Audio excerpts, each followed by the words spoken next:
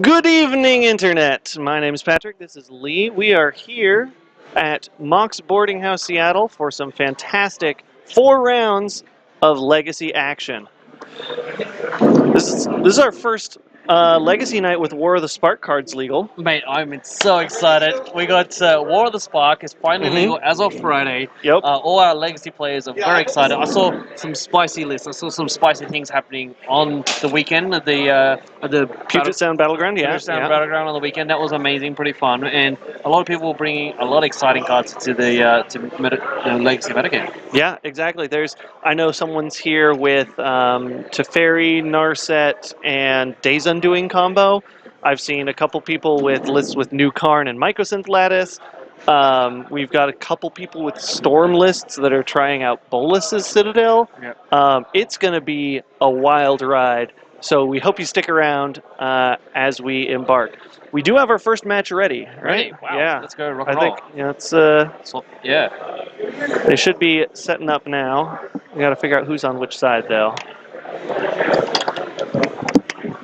So we went with Jeff and Dwayne, right? Yeah, so let's put we'll put these player names in. Scoreboard. Yep. No. Yeah. Oh. Yep. And then we have let's see who we have on the left. Us, the judges. Oh, we have Dwayne on the right. Yeah. Okay, something spicy. I love it. All right, we got Dwayne on the right here. Dwayne is. We'll figure out what they're playing. Yep. I know Samuel is definitely. I think he's generally a blue player. I know that he's playing some sort of Narset or Teferi build, but we'll see in a sec. Oh, He's just setting up the timer. got it.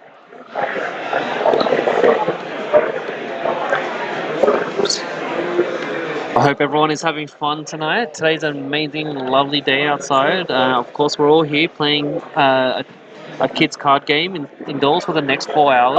Oh. I'm just kidding, I'm guys. personally offended. I'm just kidding, guys. But it's an exciting day, guys. Legacy Best Format is back and running, and we have Mondays every week at Mox Boarding House, and we're here to just give you 4 hours of entertainment. Yeah. I've played against Dwayne a lot. He's been on some variation of Dredge for a while, so we'll put that in a question mark for now. There's so many variations of Dredge. What type of Dredge are you thinking? I always think he's playing Manaless Dredge, but he has said he has never played Manaless Dredge. So probably just, I guess, the normal Dredge. LED Dredge? Yeah, LED Dredge. I mean, I guess Manaless still has LED. I'm not sure if they do. Probably not. They're probably Manaless for a reason. Yeah, exactly. So there's always that one card that always phases me in regards to its name. I always forget. What's that card that you put in the graveyard and then you hold priority and you discard a bunch of cards? Something Phantasm. There's Phantasmagorian. That's it. That's the guy. Yeah. He's actually legal in Modern. Really? He's hilarious. But he's like 7 mana. Yeah, Phantasmagorian. He's in plain chat. Yeah, when you play it, and you can. Oh wow. Discard 3 cards, turn it back to your hand, hold priority, sack it. Anyways, we'll see if these guys are playing this one. Yeah, exactly. Anyways, exciting time, guys. We've got Samuel versus Dwayne here. They're just getting the high rollers rock and roll. Yes. Please let us know in the chat below. Thank you for joining us today. Mm-hmm. Let us know what you guys want to see. We will just hopefully get some sort of meta breakdown and some sort of deck list of what other players are playing tonight, and we'll see what we can get. Let's see how many players we have. We have 35? 34? 34. 34 it looks like, yeah. Mass is important. We have 34 players. Wow, that's amazing. That's not bad. That's not bad at all. That's real good. But yeah, after the first round, we've got our judge and tournament organizer out there scouting for us so we can see what things people are on. Hopefully, they can give us a bit of a spice report, too. So, you mentioned you were talking to Sam that he's running something zesty? Yeah, so he told me that he's running regular. It's Miracles, but the thing is, he's got a lot of new planeswalkers. He's playing Teferi. I heard he's playing. I think it's Miracles, but from what I see from his hand, I think it's a Miracles. That looks like Miracles, yeah. But he told me he's running new Teferi. He's running like a baby Teferi. Yep. And he's also running Narset. He said he's running a bunch of cards. Now, is he running Days Undoing with Narset? I don't know if he's running Days Undoing in Narset. I did not know people doing that in Legacy. I know there's one person here tonight that's running it. That's awesome. So I'm hoping we can get them on camera a little bit later. Are they playing Notion Thief? I don't believe so. I think they're just running the key pieces of that combo shoved into the Miracles shell, which is something I'm considering doing for next week. I have to figure out what I want to play. The format right now is surprisingly it's been thrown for much more of a loop than it has been with a lot of other recent releases. Yeah, I definitely think War of Spark has definitely added a lot more cards to Eternal play than any other standard sets. I mean, Search for Azcanta was a card that was under the radar a little bit, and then people tested it and they're like, wow, it's a free land in blue. Yeah. You know, which is great. It also filters your draws. So that took a while for it to seep its way into Legacy, and Push, obviously, a very good card in Legacy. But normally it's only like a range of like one or two cards. Yeah. Oh, he's not on Dredge. I know what he's playing. He's on Phoenix Storm. Okay. Tell me how Phoenix Storm works, if So- it is that deck. So Phoenix Storm works with ramping out to a really quick Buried Alive, Yep. which I'm pulling up right now. Let's show that one. Yeah, Buried Alive. So you can search your library for 3 creatures, stick them in your yard, and you get 3 Phoenixes every time. Is the way you do it. And usually the way that you ramp, you've cast enough spells so that your Arclight Phoenixes come back in. Oh yes, Days Undoing does work with Notion Thief. It's great. Your opponent will get a card and you get the rest, and so you end up with a hand of like 13. Yeah, you draw 7 and then you draw an extra card for each, so there's 6 that they draw. Supposed to draw. Yep. Alright, see? Yeah, so early duress here from Dwayne. Trying to clear the way, obviously, for this combo. Seeing the Spell Snare. I think he'll probably take the Spell Snare here. If not that, the Swords. It's really interesting, you can see there in Samuel's hand, he has 2 Monastery Mentors.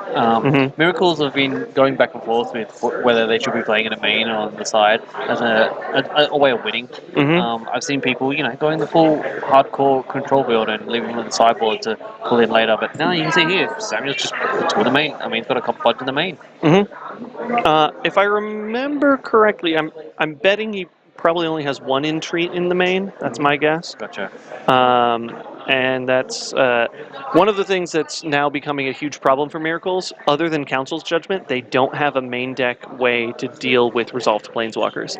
And so new Karn is starting to crop up in a lot of places and being problematic. New Teferi, like there's so many ways that there are new Planeswalkers you need to worry about, and so you need main deck answers. And Monastery Mentors are great at that. Yep. Yeah, I keep hearing, like, you know, I'm sometimes peeping around Discords and stuff. I keep hearing, you know, Miracles, you know, they all fight over a Jace battle just because Jace has so much card advantage, and also, you know, main board, it's hard to, like, they have a lot of trouble. Yeah. All right, here we go with the Ponder for Dwayne. If he draws into a Cabal Ritual and I think he's got a Ritual of some sort in his hand and a Buried Alive. He just needs Ritual, Buried Alive, and then he can get 3 Phoenixes in to swing for 9. The deck also does have a Tendrils kill that it can run for as well, but I think it's maybe a bit early to go for that. Well, Samuel's actually holding up a Spell Pierce. I mean, he's got a Spell Pierce there, so he can try to interact with Dwayne here, which is really interesting. I mean, Dwayne can't obviously just go off now and try to bury it alive off a Dark Red because he's just going to have the mana. Yeah, it's gonna... Oh, please,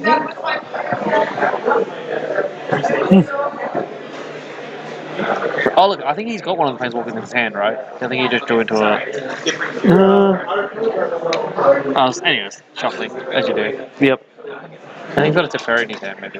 I see something. Yeah, Teferi would be really... I don't know.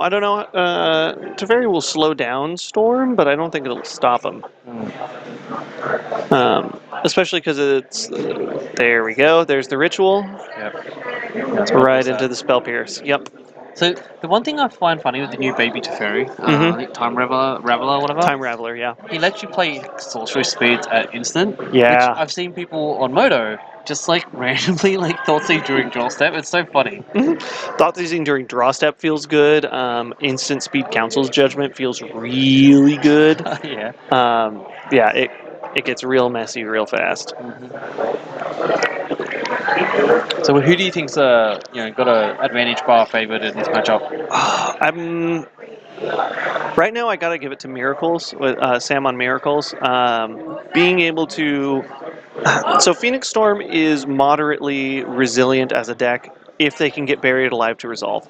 Until they get Buried Alive to resolve, they're in a very fragile state, and that basically they don't have any way to put pressure on until they have that resolved. But do they have the young Pyromancer as well? Not the list that I've seen running around, but that could work as well. Interesting. Okay. Yeah, I don't think from playing against Dwayne, I don't think I've seen a young Pyromancer from him before. So it's more of a Storm deck with Phoenixes. Yeah, so it's basically you take Storm, slim it down a little bit to make room for 4 Buried Alives and 4 Phoenixes. And then the rest of the other 56 cards are basically a standard Storm deck. Gotcha. Are they still playing Burning Wish too? Oh, they don't play Burning Wish. I think Burning Wish is probably one of the things they cut. Instead, opting for what's the spell mastery? Dark Petition. Probably opting for Dark Petition or other things, because Dark Petition with spell mastery, you Dark Petition for Buried Alive, and then you have the mana to cast it. Gotcha. I don't know. Probably just opting for tutors from the deck. Maybe even taking out the Infernal Tutor package. Yep. And but probably keeping in the LEDs, because if you draw into a Phoenix, then you can discard it with an LED. That seems pretty good. Yeah. All right. Well, Sam is getting high up there in land count now. Dwayne's missed at least, I think, 2 land drops now. Yeah. And there's our new Narset. Oh wow, I like her. She's modern legal. She's sort of like Leovold, and she has impulse, right? Yeah, so let's bring it up here for those who might be... I don't think the card will be on the database, will it? Just type in Narset. Yeah. oh, we don't have it in yet. Yep. Just put it here. Type in exclamation mate. Oh, yeah. Yeah, so new Narset has has seen a little bit of brewy, janky play in modern when people were comboing with Days Undoing, but Heart of Veils, there you go. There we are. Yeah, there you go. We got it in the chat there. I'm gonna read it out for a quick second here. I think he's just resolved a Narset Heart of Veils legendary Planeswalker in World of Spark. Starts on 5. Each opponent can't draw more than 1 card each turn, and then you can look at the top 4 cards and put a non-creature or non-land card back in your hand. Yeah, so interesting things here. You basically get to impulse on the -2. It's 3 mana, you impulse twice. Real good. The slight downside here against Storm with, I think Dwayne's got Ad Nauseam. Ad Nauseam puts cards into your hand rather than draws. It just reveals them. Yeah. Puts them in your hand. So that gets around Narset's problems there. Dwayne's far enough to the good old Duras trying to strip down his hand a little bit. Oh, Yeah. Jace. Oh, Jace. Yeah, Jace was what he found off of the first Narset activation. Gotcha. Yeah, and that is new to Fairy. Fairy Time Raveler, which, for those that need it... So you can instant speed. You can instant speed your Scape Shift. Instant speed escape shift. You can hard cast Terminus at instant speed. In response to your attacks, instant speed Terminus. Yeah. That's so weird. Casting a Terminus at instant speed. I mean, yeah. How else can the deck do that? Yeah. Right. You can see Dwayne's there giving a little read through, figuring out what's happening. Like, if you were to say, he plays a land or he gets something, how do you think Dwayne could potentially go off right now? So Dwayne's outs from this are either, if I were in his shoes, I would just try to resolve the Buried Alive, even if I can't combo out this turn to get them back into play. Oh wow! You missed the land drop. It's much more important to try and get the Phoenixes. There's the land drop. Yeah. Shockwave. Yeah, it's much more important to get the Phoenixes into the yard and then try to bring them back later. Than try to do it all in one turn. Gotcha. Miracles doesn't have any main deck graveyard hate, so they're going to be safe there for now. Yeah, I was thinking, I think the reason people are trying and testing on Narset, and people have already been playing on the Moto because it's been legal, is that it just sort of, the whole format is full of, cantrips, Brainstorm, Ponder, Preordain, a lot of these things, and Narset just sort of give you the little bit of like a 20% advantage. Yeah, it's, the passive is what's I mean, the passive alone is very good, but the rest, the fact that you get to, 3 lands and a ponder. He also doesn't need to reveal it, yet he already Yeah. has. No, he does need to reveal from Narset. You just put the rest face down. You have to reveal a Oh, my non-creature, mistake, my non-land. mistake. Yeah, he does, yeah. Sorry, I'm thinking about Mastermind's acquisition. Oh god, yeah. Yeah. Well, there's Teferi trying to lock Dwayne out of being able to combo off whenever he wants. They use interesting, like, really cheap planeswalkers in Water Spark, how they only Mhm. have minuses. It's quite Yeah. interesting, don't you think? I like it, and I like that they chose to, especially in the case of like Narset. Oi, oi. Okay, I hope he realizes he can't draw the card. He's just, it's gonna scry 2. Mm-hmm. Yep. I think he just realized. He just realized. He's like, okay, I'll scry 2. That said, scrying 2 at this point, probably okay. Um, Yep. set up a future turn. Oh, Both to the bottom. change the order. Put him on bottom. Yep. Well, goodly enough, Samuel could cast his own Preordain at instant speed if he wants. Mm-hmm. Yeah, as you can see what happened there, Narset is stopping Dwayne from drawing extra cards. Mhm. Exactly why people were playing it in Legacy. Yeah. Therefore, Samuel there has politely reminded Dwayne that he could not draw extra cards, just to be aware of that. Yep. That's it. Other than that, Narset's minus abilities are still very. Yeah, there we go. Instant speed ponder. instant speed ponder, I love it. Thank you to Fairy. It's basically a brainstorm. I would say it's potentially better than Brainstorm. A Force Terminus and Land up top. Yeah, shuffle those away. None of those are Yes, because you can necessary. shuffle it. You're right. Yeah, it's better because you can see more cards. Mm-hmm. It's only worse usually because it's sorcery speed. No, we're gonna change the rules. I think Walter Spark has like really pushed the boundaries on some of the new cards. Through the Terminus anyway. Yeah. But hey, like I said, so long as he keeps ticking up Teferi there, he can cast that for 6 mana at instant speed from his hand. I think the fact that he can minus and bounce back a creature, artifact, or enchantment and then draw a card, it's amazing. Like, Especially against the Phoenix deck, where they either want things dead or in deck or in play. Like hand is the worst place to have the Phoenixes. I mean, I've seen people just hardcast Phoenixes before. All right, so Dwayne's sitting on a Lotus Petal in hand, and I think he does have a Phoenix. So he has the option of running the Phoenix in to either kill Narset or hit Teferi pretty good. If he can run it in against Teferi, that means the options are trade Teferi. Ooh, and he's just going to scoop. Okay, that makes sense. Yeah, I think right now Samuel hasn't seen anything about related to Phoenix. Mm-hmm. You know, he's just seen a Storm deck. We don't know if he's running Phoenix or not. Like, Yeah. so potentially he's just like, all right, I'm gonna scoop a little bit early. Board for Storm. That's probably a smart call for Dwayne because it means Sam's going to be a lot less likely to bring in Graveyard Hate. Because Rest in Peace really ruins Dwayne's plans, regardless of what they are, whether it's the Phoenix kill or the Storm kill. Yeah, I mean, I've seen James Johnson, the Giant Slayer. I've seen him kill me before without a graveyard. He's just like, all right, It's doable. I'll do it manually. Yeah. You We'll do it live. Oh. I think sometimes when people have that pass in flames or they tutor it or whatever, it's just more of a sure bet that you're gonna win that turn. But sometimes it's quite difficult trying to do it without it. But sometimes people still get there. It's possible, yeah, but it's a matter of how possible is it versus how consistent it is versus how fast it is. Ooh, Samuel's taken out the terminuses, which again is probably going to play into Dwayne's favor for this next match. I mean, also as well, like he's probably thinking. I don't think apart from Terminus, like he's like, oh, he's probably taking out the Goblin Plan because. Now here's the thought though. The only thing that would give me, if I was in Samuel's seat, the only thing that would give me a hint that Dwayne's running Phoenixes is the fact that first duress took a Swords to Plowshares over some sort of counterspell. That's a really good observation. No, that's fantastic. Yeah. So if Samuel take a sword. Yeah. So if Samuel, it doesn't look like he picked up on that. He is keeping most of his swords in. Yeah, he's taking the Terminuses out and the Spell Snare. Yep.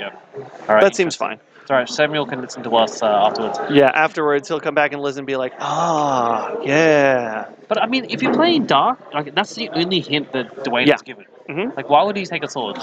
But that means he probably had a Phoenix in his hand, right? Yes, he did. I know he had Phoenix in hand, and he did have the ritual and probably Buried Alive. Yes. So, Yeah. because the only time you cast the ritual in Phoenix Storm is if you have Buried Alive as well. Okay, gotcha. So you can go Ritual, Buried Alive, and something else. Hmm. Even Duress, Yeah. Buried Alive, Ritual, Buried Alive seemed pretty good. Yeah. So when I was talking to Case, he's a very competitive. He also won one of the 1Ks with Phoenix Storm. I think it was just Grixis Phoenix, sorry. And when I versed him in the first round, he goes, "Oh, sometimes in game 2 and 3, I just take him out, and I just become a Grixis deck." That's very possible. Like the Phoenix Storm deck is really flexible into what it can turn into post board. So if Dwayne, I mean, there are options where Dwayne can just be like, yeah, all the Phoenixes are out, all the Buried Alives are out, and then you just storm. Probably, ironically, keep some Burning Wishes in the sideboard to bring in that case, and then you have a wish board option. I don't know.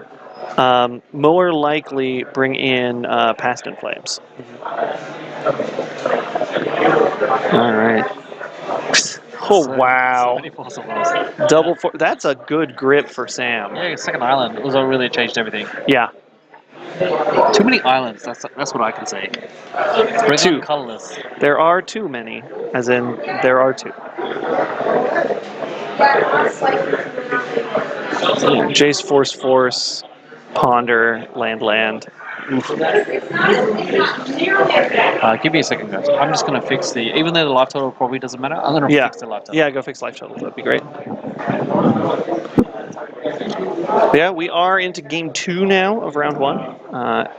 We've got some scouting going on to try and figure out what everyone's playing, who's on some nice spicy things.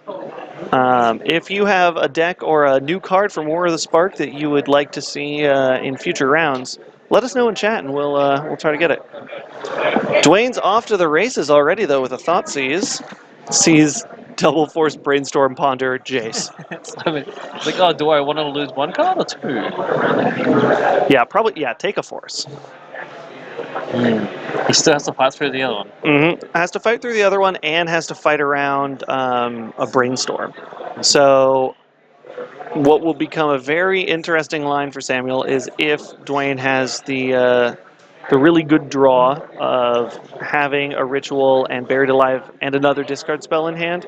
When you cast that first discard spell, does Sam Brainstorm to hide the forces or the force that's left in his hand, or keep it in hand, either force the discard. Like it puts Sam in a really bad spot where it's not easy to tell what the out is to be able to prevent the Buried Alive. Yeah, I agree. Has anyone decided to bring new Bolas? No, not yet. I mean, we might see someone playing in the deck. I don't know. Like right now, we're just sort of scouting the decks and trying to figure out. But yeah, new boss would be pretty sweet. So I have done some research into new Bolas and tried to see if there's a way to fit it in. Nick Fit. Yeah, Walker Nick Fit. Yep. Which I think Wow, is another Thoughtseize. Ooh, yep. And here's the thing. Yeah, I think in this case you just take the Force, take the other Force, drop your land, and try to go off. Dwayne could get there. But no, new Bolas is going to be instantly much better as soon as they print a Planeswalker that has a +3 ability. Currently, the best ones you get out there are like +2s. Khan is +3, +4. What are you talking about? Oh, okay. There's Karn with +4. So yeah, you'd run it with Karn, and then you can tick up to ult. Yeah, I forgot about Karn. He's a fair walker. That's why. Yeah, he's fair and he's good in his own right. But being able to drop Bolas, tick up once, and then ult next is really good. So the good thing about Bolas is like, if you have Bolas, and then you tick up Khan, like use Khan's loyalty ability to tick up. It'll go under Bolas, but he can never bring it back unless you ult with Bolas, ulting with Karn's ult. Oh wow. Dwayne again missing another land drop. That's gonna be rough. You have a double Thoughtseize. I think that's pretty good. Double Thoughtseize is pretty good to take out 2 forces, but now with another Ponder from Sam and knowing that there's a Brainstorm in hand, Sam could have access to an untold number of counterspells or some sort of counter magic to prevent some storm comboing happening from Dwayne. All right, he's got far enough a ponder. Yep. You know, most people won't counter the cantrip unless it's a really crucial moment. But at this time, I think Sam would rather try to fight something that is more relevant and important, like Yeah. countering a Buried Alive or something. Yeah, if you're ever playing against Phoenix Storm, let them dig themselves as deep as they want and either counter their first ritual or counter their Buried Alive. Those are your two moments on things to counter. How about if you're versing regular Storm? What do you suggest? Ooh, I always like when they're tapped out, counter their. If they tap out for a ritual, counter that ritual. Okay. Interesting. Yep. That's sort of my line when I've been playing Mono Blue Martyr. If I don't have a Flusterstorm in hand, if I've got a Flusterstorm in hand, wait for them to storm off and then Flusterstorm and counter all the copies. But if I don't have that option, just going for when they're at a point where they have no mana until a spell resolves, counter that, because then they're stuck. Funny that about Storm. I only learned about this recently, but I mean, I sort of knew in the back of my mind, but I clarified it during a game. But you can stifle the Storm trigger. Oh, It's so great. good. Okay, you got a second land. That's great. There we go. Yes, you can stifle the Storm trigger, which is such a good feeling. Notice that Sam here is actually fetching on upkeep. You want to explain why people do that? I'm betting. So my thought on why the reason you want to same rule goes for fetching as it does for brainstorming. You want to do it at the last moment possible. You want to have as much information as you can get before you make your decisions. That's probably a good point. Yeah. So as some people know, don't just brainstorm when it's end of turn. Yeah. You know, if you don't need to brainstorm, your hand is looking good, then just leave it and do it later. That's something also that one of my friends told me. But I think the other reason is yes, you're right. Doing it at the last exact moment is somewhat probably more valuable, and that way as well, you can also have mana up to brainstorm in response if people are stifling, or you can just do it do it later. You don't have to do it instant. You don't do it shortly. Yeah, exactly. The other reason in upkeep is that's your last chance before you draw. So if you're not sure yet if you want to keep what you saw from the ponder, and there's new Teferi again. Yeah. Teferi Time Raveler back in action. Have you played the new Teferi in on Magic Arena? I have. He's quite fun. He always makes all the time references. It's so funny. Return up to one target artifact, creature, or enchantment to its owner's hand. Draw a card. So Samuel is choosing to tick down Teferi just to draw the card. That is a line I would have not thought of. But I guess when you're tapped out, you can't make use of the +1 to cast stuff at instant speed. I think he also wanted to slightly just want to dig for a land in case of that off chance he can play another land. Because right now, well, no, he played a land for turn. I know, but he did. Oh. But he only has 3 lands. That's true. Okay, okay. As a Miracles deck, you want the lands flowing, right? Yeah, that's very true. That's why it's one of my least favorite matchups as playing Nick Fit, because they have as many basics as I do, and it's awkward. Most decks don't. What did your matchup against Miracles and Nick Fit? I'd say it's about 50-50, honestly. Okay. I can get a lot of big dumb stuff through them, but I also give them oodles of mana, and if I start drawing duds and they've got a card draw engine online, then they're always going to be able to force whatever I play. Shouldn't you just play Ashio? Ooh. She's double black. That's true. You stop him from searching. It's like, hey, no, I search, and not you. Ooh. Ooh, I like that. I like that a lot. Turn 1 vet, turn 2 Cabal Therapy, and then no, you don't sack it yet. You just Cabal Therapy, see it away, and eventually play Ashiok. Turn 3 Ashiok, and then sack in, get lands. They don't. All right, clearing the way with this Thoughtseize here. Ooh, so double brainstorm, Jace, Swords, AK. Probably not taking the accumulated knowledge. Probably taking the Jace, yeah. Yes, I'm aware that stops their searches, but Ashiok would stop Veteran Explorer searching for a basic. No, it doesn't stop Veteran Explorer. It only will stop them from searching with their effects. Okay, it stops effects that your opponents use to search, but since you control the vet, they still get to search. Gotcha. My bad. Yeah. I thought it was a Shadow of Doubt. No, not quite. I mean, that'd be amazing. It would be really good. Shadow of Doubt on any sort of stick would be really, really good. Maybe we'll get that in Modern Horizons. Yeah. I was talking to someone earlier that their wish list card for Modern Horizons is just like we have Cabal Therapist. They want now Sylvan Librarian, some sort of Sylvan Library on a stick. Hope of Giriper? All right, this guy's going What? real deep. Real deep. Yeah, you know what this guy does? When he connects. So yeah, if it connects, you sack it, and they can't cast spells. Non-creature spells. Non-creature spells, right? Yeah. Let's see. Yeah, until your next turn, target player who is dealt combat damage by it can't cast non-creature spells. It's basically the budget version of the green Xantid Swarm? Xantid Swarm, Yeah. But also he's colorless. It's also colorless, and I guess that's probably just going to like tick in at Teferi for a while. That's my bet. Oh, he's also 1/1, which is relevant. He's legendary for some reason. Because it's the thing that they shoved Chandra inside of in the story to basically be like, hey Chandra, go, we'll shoot you into the Citadel, and then you just light stuff on fire. They basically used Chandra as a bomb. But she is the bomb. That's true. Yeah. We'll be here all night, folks. And there's the swords. Second response. Ooh. If you sack in response, you don't gain the life. Yeah.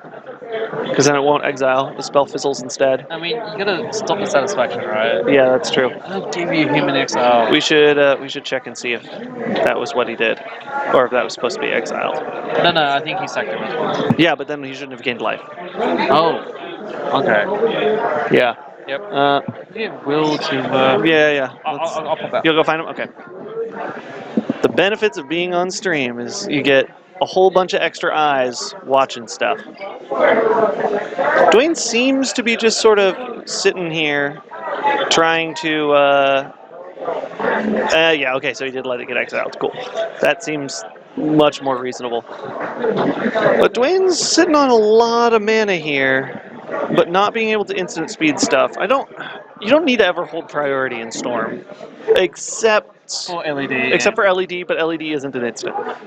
Yep. So you don't ever need to like stick two things in play or two things on the stack right after each other without the first one resolving. So the plus on Teferi isn't too big a deal.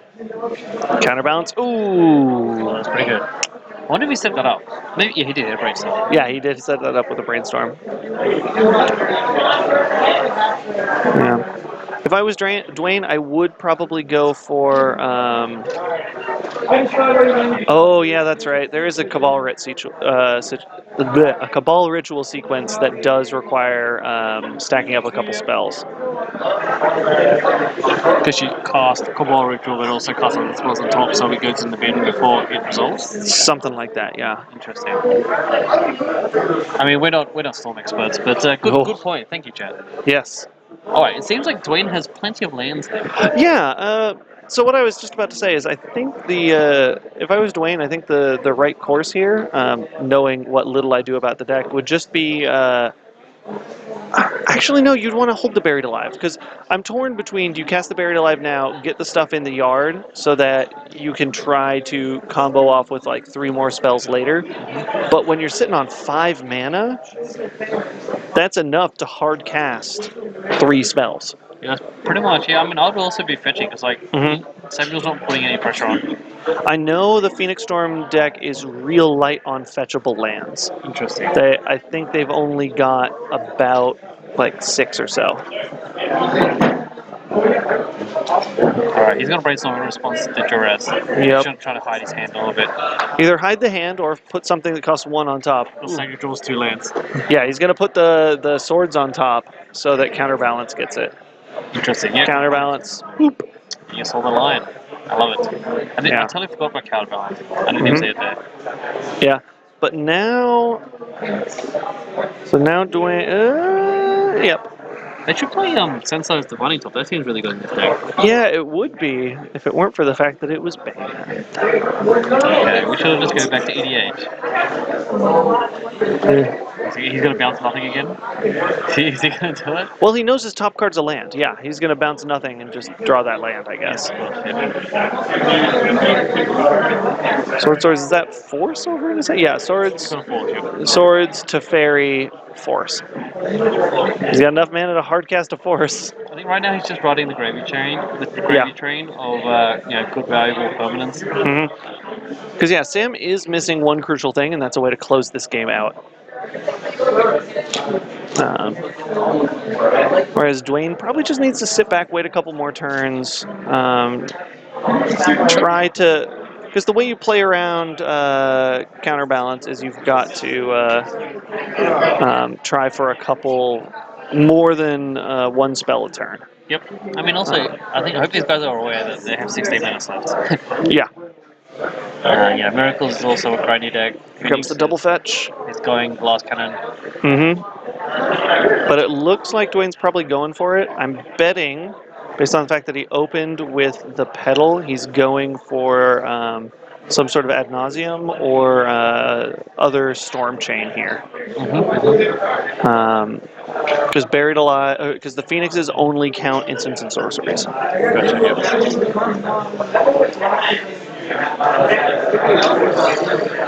So let's see what he's got here to go off with.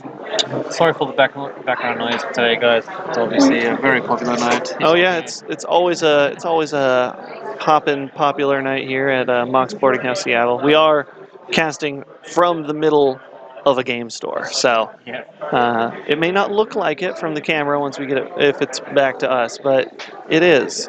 Alrighty. Oh, that's right. I knew he had this.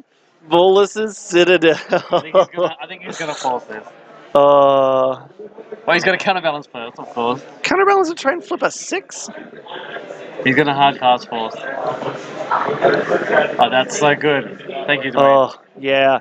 So if he was able to do that, he'd basically get to ad nause in slow motion by paying life to cast spells. That's so good. I wish that resolved. Yeah, right? I was talking to Dwayne earlier. That's so sick. He was saying that he was running a couple games with it as a one of, basically take out one ad nause, put in one Bolus Citadel. Yep. In a bunch of the games that he goldfished, it turned out better for him. The thought being, it is more expensive, but the spells you get off of it only cost life. You can basically go through a lot more slow motion. Yep. You don't have to make all of your decisions on what cards you're getting, and then cast them all afterwards. You cast as you go, which can be really good, especially in a deck that's running Brainstorm. Who wants to cast lots of spells? Yeah, and wants to cast lots of spells. You Brainstorm, so you get to draw through 3, and then you get to put the 2 back that you want to be able to cast from your hand for life, and then you cast through those. Like the options are fantastic. It is slower, but it also is more resilient. Like you keep it out there, and you whiffed by running into a couple lands. Cool, you get to try again next turn for free. Like it seems like a reasonable card. Okay, well, I think Samuel's got a pretty good grip here. He has a counterspell and a snapcaster. Yep. He has counterbalance and Teferi.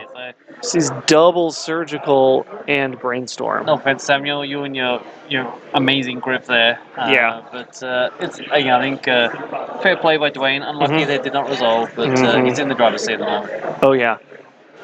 Sam looking to try and find a way to close this out. One good thing about these new Planeswalkers is that they don't really kill that well. I think Teferi just gets you lots of good cards. Yeah, only like Bolus and Liliana have like true ultimates that kind of like shut the game down. How about Jace? Okay, Jace as well. I don't know about winning the game, but Jace is basically Labman the Planeswalker, which is fine. I was watching a video today. Marin Moon, she was playing Modern Brew with the new Jace, and she was trying to do a leveler combo. Yeah. And my own thought about this. It curves perfectly. Yeah, it's 4 and 4. Oh, it's 4 and 5 or 4 and 4? I think level is 4, isn't it? Leveler might be 4. Anyways, might be 5. Is leveler 5 or 4? Let's find out. It's 5. 5, Yeah. And he's like, Oh yeah, just there we go. Just let's get that Bola Citadel out of there. I think He's he only said gonna he find the only one. one inside board. Yeah, I actually walked around the room and asked if anyone was playing any new cards, and he goes, "I got one inside board," and I was like, "Glad we got to see it on stream." Yeah. No, I think Dwayne was saying he had that main board too. So Did he? yeah, Okay, that's pretty cool. yeah, main board replaced one Adnos with it. Nice. Why not? Anyway, she was playing, Jason to leveler. She won a few games out of nowhere with that. But the hilarious thing is, she kept plussing on the opponent, and the opponent was on shadow. So then I'm like, stop milling them. This is not good. It's not what you want to do. They want things in their graveyard. I took a hiatus from Magic between original Ravnica and came back during original Innistrad. It was a very big thing to try and wrap my head around the fact that, oh no, I want cards in my own graveyard. Like Thought Scour, like the way you're supposed to play it is you Thought Scour yourself, and I'm like, no, that doesn't make sense. Targeting as well. It's like it's a speak cantrip. It is. That's why people play it. Ooh. We've got our list of stuff here. Meta breakdown. Yeah. Yeah. So we've got. You're right on that one question mark one. That one is 100% correct. Wow, she's playing. Yeah, I talked to her about that beforehand. I want to get her on stream, especially if she wins round 1. In regards to meta breakdown, we have a lot of Miracles and Stoneblade. Mm-hmm. We have the usual decks. We have someone playing Doom Citadel, which is a Doomsday Citadel. Yep. We have some Bombermans in the room. I think we have one Bomberman. I thought we had 3 Bombermans today, because I know that my friend's playing Bomberman. Yeah, a lot of Stoneblade. A lot of Doublades. So Dwayne here, back to the game at hand. Dwayne's got to ponder off through double counterbalance, but isn't going to be able to draw anything because of that Narset. But is going to be able to rearrange those top couple cards. The good old, legacy, sort of like Serum Visions. Just I guess, yeah. 3. Ugh. Yeah, Scry 3 or Shuffle. Also, someone's on Box. That's pretty cool. Yeah, there's a Planeswalker Pucks list that's rolling around from some of the new walkers, so that might be neat. Jim is alright. We got Jim on Mud. Yes. I know. And I'm betting Mud with New Karn. Yes. Nice. Sideboard Karn. Okay, we've got a mentor. This is round 1 of 4. We've got a lot more to go tonight. Oh, Duress gets countered with a balance. Seems pretty good when you just get flipping things, right? And there's a Bob. I wonder if he's got a brainstorm. Oh, he's got to counter this. Does he even care? That's a question. I don't think so because he can swords it. Yeah, that's the thing. Yeah, swords the Bob. Get a monk. Oh yeah, he's got a mentor on play. Alright, so yeah, get some monkus in chat. He has some things to close out the game. Yeah, he's got some pressure here. With Dwayne at 12, this will wrap up pretty quick, I think. Chat asks, what round is this, and how many rounds are there? So this is currently round 1, and we generally have 4 rounds. Yeah, 4 rounds. Yeah, it's just clean Magic. 4 rounds. 4 nice clean rounds. Yeah, Teferi and Narset and Miracles is fantastic. Yeah, I heard people like card advantage.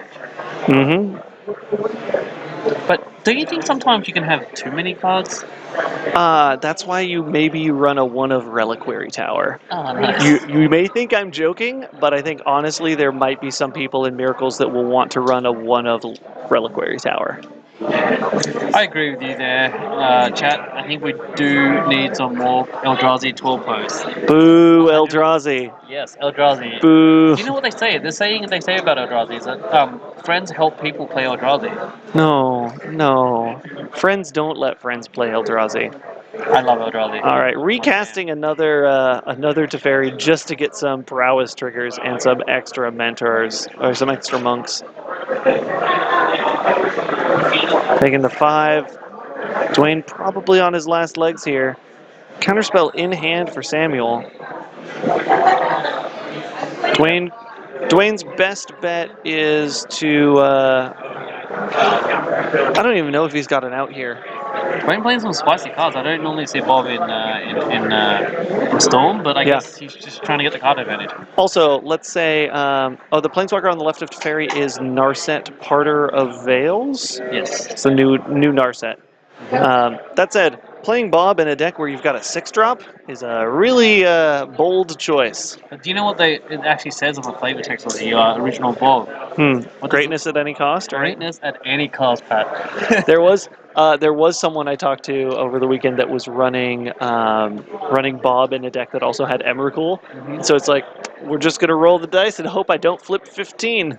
Yeah, I think people playing the Narset deck. It's Mardu, I think. They play Bob and Narset. It's so hilarious. Oh man, a couple weeks ago I played against Lands, and they turn 2 turn 1 Dark Confidant off of a Mox Diamond. Yep. Turn 2 Dark Confidant flips Dark Confidant, plays Dark Confidant. Yep. Turn 3, the 2 Dark Confidants flip the other 2 Dark Confidants, and they drop all 4 of them out. Oh, that's so good.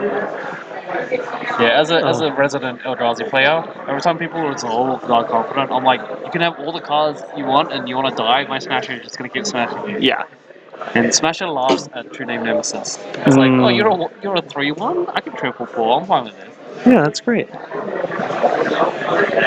All right, Snapcaster comes down, targeting. I don't think it matters. Brainstorm, I guess.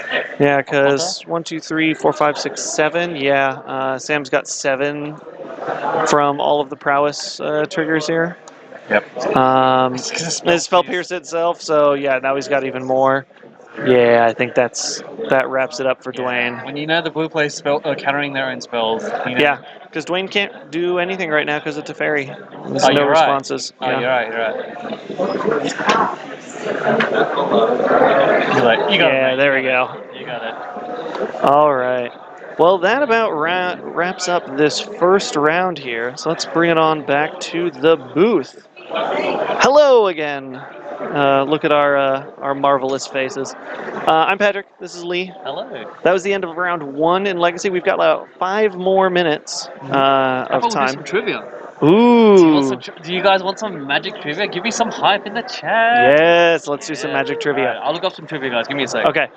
In the meantime, just talk a little bit about the stream. We are doing 4 rounds of Legacy, so we've got 3 left tonight. So that'll take us for at least another 3-ish hours at this point, most likely. If there's any decks you want to see on stream, we've got some preliminary scouting done by our judge. So we have some idea kind of what people are playing. So just come let us know in chat and we'll see what we can do. I already have a favorite, 12 post, yeah. I already have a favorite person that I want to try and have on next. She's on something extra good that Miranda, I feel, yeah. See if Miranda how she's going. Just ask them permission if they want to go on stream as well. Yeah, but, sounds good. See if they, alright, so I guess. But yes, this is Card Kingdom stream. We do Legacy every Monday. There's also, when do they do Modern? Modern's on Sunday. No, but when do they stream Modern? There's a Modern stream in Ballard. Yeah. On Thursdays. On Thursdays. That's right. Okay. Sorry, in Bellevue. Yes. Bellevue on Thursday. Yes. There's also a Modern stream once a week here as well. So Thursdays it is. So let's hit us with some Magic trivia. All right. So I won't look. It's all good. I'll give you some easy ones first. You guys can join in on chat. The rules is that you can't look at chat. Oh, okay. Chats can answer. Chat, you can give us some answers as well. But I'm gonna get Patrick to be staring at the webcam, staring at the cameras to make sure that he's not looking at the answers in chat. All right, guys. First question. All right. What artwork for a popular card in Legacy was supposed to be the artwork for a red card? Oh, that's Force of Will. Force of Will was definitely supposed to be a red card. Okay, I was supposed to tell you to give 20 seconds. Oh, sorry. I was supposed to give chat time. Sorry, chat. All good. We'll get to the next one, guys. Okay, I'll give you some time next time. Okay. Give like 20, 30 seconds. Give chat a chance. All right, guys. I'll pretend like I have to think about some of these. Now, this one's a little bit trickier. Mm-hmm. What is the most reprinted card in Magic's history as of 2017? Ooh, okay. I think I know this one. It's not anything that people would normally guess. I know. Yeah, don't try to hide it with the answers on your phone in front of the chat. But yeah, let's see if chat has any guesses. I think I'm pretty sure. No, we're ignoring basics. Yeah, not basic lands. Yeah, this is a spell. A spell of some sort. Yeah, it is a spell of some sort. I believe it is a creature spell. I believe it is No. green. Not No. a creature spell. Oh, I thought for sure it was giant spider. Giant Spider's up there. This Yeah. is as of 2017 when I wrote the question. Giant spider has the most different arts, I think, is what it is. All right, we'll give chat some. Chat has some guesses. All right. We'll go through the chat guesses. Yeah. They're saying That feels stupidly good. Nice. Sarah Angel, Disenchant, Giant Growth, Lightning Bolt. It's not lightning bolt. It's not Sarah Angel. It'd probably have to be giant growth. You are right. It is Yeah. Giant Growth. 27 reprints as of 2017. Wow. Good work, Yeah, guys. It was Giant Growth. Yeah, Giant Spider had the longest unbroken core set streak. That's is what it true. is. Yeah. Next round? No, we still have 2 minutes. 2 minutes. We got All right, 2 minutes. my bad. I saw people looking at me. I don't know. Let's hit some more trivia here. Alrighty. Trivia, right? Do you guys like trivia? You guys having fun? Yeah. Okay, so this one gets a little bit harder, but it's more of a different angle, right? Because I used to ask a lot of questions during trivia, but this is more interesting. I think you will like this one. Ready? Okay. The trivia topic is, who is this legend? Ooh, I like this. Okay. Alright, so I'm gonna give you the clue of what the card is, and then I'm gonna give you hint 1, hint 2, hint 3. Okay. Alright, and then obviously you try to get it as early as you can. Okay. Alright, I'll start off with an easier one. Name this legendary creature, and these are all legacy cards. Okay. Alright, name this legendary creature, guys. Hint 1, flavor. Avacyn emerged from the broken Hellevolt, but her freedom came at a price. Him. Dahlia, Nuts, Qatar. Wait, hold on. So you give me. I know it. Give chat a couple of seconds to say this on. Oh, chat's got it. Come on. All right. Grizzly Bee. We got so many answers. It is Grizzly Bee. All right. Good work, guys. Good work. All right, I'll give you a harder one. That was way too easy. That was right? way easy. All right. Hit me with another. All right, number 2. Yeah. The flavor text. Loss has no meaning here. You cannot take from those who have nothing. Ooh. Loss has no meaning here, full stop. You cannot take from those who have nothing. And it's a legendary creature? It's a legendary creature. Okay. These are all creatures. Yeah. Played in Legacy. Yeah, it can't be Leovold because Leovold has too much other text. Chat, you can while he's thinking, I'll let you chat have a few answers. You guys can throw up some suggestions what you think. I won't read them out for another 10 or 20 seconds. Yeah. Loss has no meaning here. You cannot take from those who have nothing. And you can ask for the next hint if you guys are stuck. Just say hint 2, and I'll give you the next hint. It's probably not Thalia because you wouldn't do 2 Innistrad cards right in a row. No, I would not do that. Also, that's not a good Thalia flavor text. All right, chat. Give me a hint if you guys want hint 2. Hint 2. Yeah. All right, everyone's saying hint 2. All right, ready? Hint 2. Human wizard flying. Oh. Oh. Wait. It's a legendary creature, though. Yeah, these are all legendary. Okay. It's a human wizard that has flying. Legendary creature. Has this flavor text, loss has no meaning here. You cannot take from those who have nothing. Right. Okay. If you guys want hint 3, just type hint 3. Venser does not have flying. Yeah, Venser doesn't have flying. Teferi, the creature, also wouldn't fit that because he doesn't have flying. No. Oh, I know who it is. It's a 3-color card. It is a 3-color card. All right, let's see if chat. I'm going to give you guys 10 more seconds. Yes. All right, we're going to end around here. All right, if you think you know the card, name the power and toughness. Oh, I don't know the power and toughness of it. I know it's from the Commander set. Yes, it is a Commander set. Yeah, it's Kess Dissonant Mage. It is Kess Dissonant Mage. Good job. All right, good work, guys. Oh, man. It was Kess. You want to pull it up? Kess, Yeah. Dissonant Mage. A card that sort of does like a Snapcaster effect, I think. Yeah. Here we go. Kess Dissonant Mage, a 3/4. That's right. Hey. How'd you do? You know that deck you were talking about earlier? Yeah, you faced it? Played against it. Yeah. The one that Miranda was on? Yeah. Okay. Good. You win? You lost? I lost super hard. Okay. Okay, maybe more. I'm sorry, but that's good news for us because we want to try and get that on stream. Yes, funny trivia. Easily the most fun I've ever had losing at Magic. Oh, That's good. That's good. Have you not lost to Shared Fate before? All right. Anyway, sorry. I'll leave the last one until next round. Maybe Okay. next time we'll do Okay. the last trigger. But Yeah. as someone has said in chat, that a card only exists in foil. Yeah, a card that only exists in foil. So yeah, we've got a whole lot of fantastic decks that we can try and show. We do want to try and get. There's someone with a very, very spicy Days Undoing list that we were just talking about. Did you say more Narset on the stream? Yeah, we're gonna have it's gonna be Narset night It is because it's Narset. Narset night and the feeling's right. Yeah, we've got some people on Miracles, AZ Stone, and Stoneblade. Oh, yeah, Blue white. yeah. Yeah. Stones of Lots Stoneblade. of Stoneblade. Yep. Vile Depths? Interesting. Yeah. Oh, it's Sean. Sean is just doing. loves Brew. Yeah, Sean. If Sean was on stream, I would just put something with Dark Depths because that's the only way you could describe whatever Sean is playing.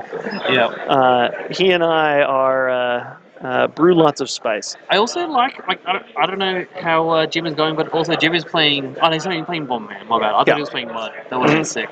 Yeah, we've got at least 2 Bomberman decks here tonight. Someone on Food Chain combo. Okay. One of the decks I lost to over the weekend. Oh, Food Chain. Oh, Yeah. so many good memories. Ooh, Parfait. Everybody loves Parfait. What's Parfait? It's a white a white control deck that uses Scroll Rack and Land Tax. Who's playing that? I can't see. Matt. Oh, he's playing Parfait. Yeah. Oh, that's so funny. Yeah, it's a weird deck and it's really fun, but it's just ever so slightly not quite good enough to be tier 1. It's a really clever deck. It's basically the best white card advantage deck you can build. Okay, so it's using land tax to get extra lands on your deck. Yeah, into your hand, and then you Scroll Rack to put a whole ton of those lands back into the deck and draw gas instead. Okay, but how's it winning? It's like a normal white weenie deck, very similar to Death and Taxes. You probably have a Mirren Crusader or something like that. Okay. Yeah, just wins with creature beats. Gotcha. Every time I think about Scroll Rack, I just can't stop thinking about Omen Machines. Yeah. You guys know what Omen Machine is. Anyways. Yeah, I've done a lot of. I've become very friendly with Omen Machine in the past couple days, prepping for some stuff. So. Alright, I think we definitely should get Mono Blue Days of Undoing. Yeah, it's not mono blue; it's blue white, I believe. Blue white. Okay. But yeah, the Days Undoing deck we'll try and get next up because that's. Oh, I want it to work so well. Jank. I love Jank. It's so good. It's so good. We are both, I guess, jank aficionados. Oh mate, I love all the jank. I was playing Jund Destructive Flow the other day. Mm-hmm. Good old three mana Jund enchantments that destroy non-basic lands. Oh man, and I had Rebel Master and Master of Cruelties. Just so everyone knows, Destructive Flow. One of my favorite cards. It's a fantastic card. Alrighty. Cool. So we're waiting for the next round. We're gonna have a quick, 30-second break. You can keep talking if you want, or you. I'll keep talking. Yeah. Yeah, cool. I might just grab a glass of water. Yeah, definitely. Yeah. There we go. But yeah, like we said, welcome to the Card Kingdom Legacy stream. We do this every Monday starting at 6:30 Pacific time. I would convert that to other time zones if I knew how to convert that to other time zones. On Thursday, there are modern streams. During the day, there's all sorts of other streams going on as well. I think today, there's some time of the day that Chris Van Meter plays Pauper or something. Every once in a while, they have a stream where they get people that draw the token art for Card Kingdom tokens to show how they're drawing the art. That's super cool. If you order cards on Card Kingdom, be sure to always ask for a token, especially if you're getting it shipped. It's great. Yeah, 9:30 p.m. Eastern Time. Yeah, other time zones, good luck. Every once in a while we've got weekend large 1K tournaments for both Modern and Legacy. I think the next one coming up is the Legacy Preservation Society's 1K, I think in 2 weeks. I can pull it up on my phone and look later. All the ads are still for War of the Spark pre-release here. Otherwise, I would cheat and look at the posters on the wall. But I think it's 2 Saturdays from now, which would put it on the 18th. 18th sounds right. Oh yeah, last weekend was the Puget Sound Battleground, put on by another store in the area here, Geek Fortress. Well done. Yeah, round's done. Sweet. Let's get. I don't know where the next pairing is, but let's get whoever. Yeah, we want Miranda on we want stream. Miranda or Keith. Whoever Miranda's playing. Whoever Miranda's playing. Whoever Miranda's playing, if they're both up to be on stream, that's who we want on stream. Well, they did win their rounds. Yes. Yes. Awesome. That's awesome. Of course she won. Yeah, the opponent told us. Yeah. Yeah. Anyways, this past weekend was the Puget Sound Battleground, another very large Pacific Northwest tournament. It didn't get streamed due to some technical issues. Didn't they have modern? They had modern stream, but not the legacy stream. Yeah. So the modern got streamed after I think round 4 or something like that. Yeah. But yeah, it was a really great one. I can't remember the winning deck because I just talked to him. No, for legacy. Oh, okay. Was basically Blue White Miracles with new Teferi and new Narset. Basically what we just saw Samuel playing, but being played by someone else. I wish so much that I was in top 8 because Eldrazi destroys miracles. Exactly.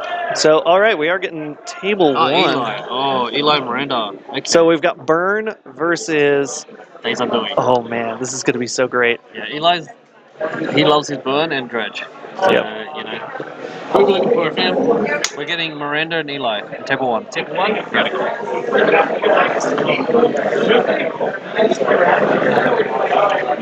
Yep, I got it.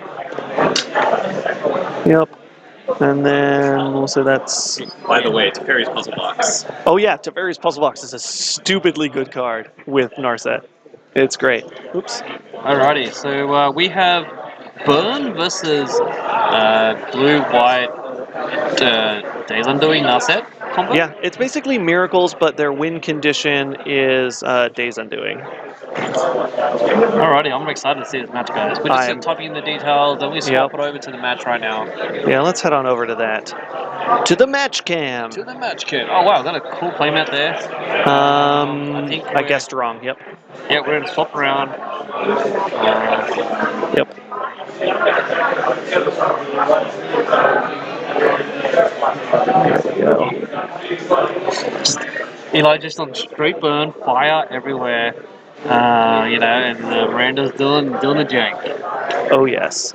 I was actually talking to her about this at the Battlegrounds. Mm-hmm. Yeah, she was just like, yeah, I'm working on some really cool brews and ideas about this, and I'm glad that she brought it around. Yeah, this is something that I had in my sort of in my back pocket of something I want to build as well. So hopefully we'll see. Yeah, Burn is often a bad matchup for Jank. Turns out it can be really fast, but luckily I think there's enough that basically, okay, this Days Undoing deck is pretty much Miracles, but you take out the Monastery Mentors, you take out maybe 1 or 2 Jaces, so you're down to maybe 1 or 2 Jaces. And your win conditions are just your Days Undoings, and you lock them out of having cards in hand. Being able to draw a grip of 7 is great. Yeah. Chad is asking if we see some Khan. I'll see if I can put some Khan on. I really love Khan. There's at least 3 or 4 decks of people running Karn with Mycosynth Lattice tonight. Yes, I like people not playing Magic. That is how I like Magic as well. Yeah. Narset plus any sort of wheel effect is great. Maybe Burn won't be fast enough. We'll see. Yep, we'll see. Narset the Days Undoing combo can come down as soon as like turn 4. We've got a Days Undoing in hand. That's one side of the combo. Yep. I think Days Undoing is very awkward against Burn if you don't have Narset, because you're just like, hey, I'm gonna just give you 7 new cards. Yeah. Yeah, so that is what Days Undoing does. I wouldn't fault you if you didn't know the card. You basically everyone gets to shuffle their hand and graveyard back into their library, and then you draw 7 cards. If it's your turn, then the turn ends. The main goal with this is you want to Days Undoing at some point where you have Narset Parter of Veils out. That'll prevent your opponent from drawing anything except 1 card. So you get a full grip of 7, they get 1 card. Yeah, and so recently Curly Woods on Magic Online. He was streaming a couple 5-0s with the modern brew version of this deck, Mm-hmm. and it caused a buyout, and the card went up Oh yeah. from like $5-6 to like 15 now, or maybe like $12. Ooh, I'm sitting on like 8 of them at home. I gotta do something with Yeah, that. I think they again, it might be a fake spike, but someone did a quick buyout thing. Hey, Yeah. all right. The other fun thing though is if you do have the new Teferi and you do cast Days Undoing on their draw step, they've already drawn their card for turn, and then they get to draw nothing, and you get a full grip of 7. So Wait, with the new Teferi? yeah, with new Teferi to tick up so you can cast at instant speed. Okay, gotcha. Yep.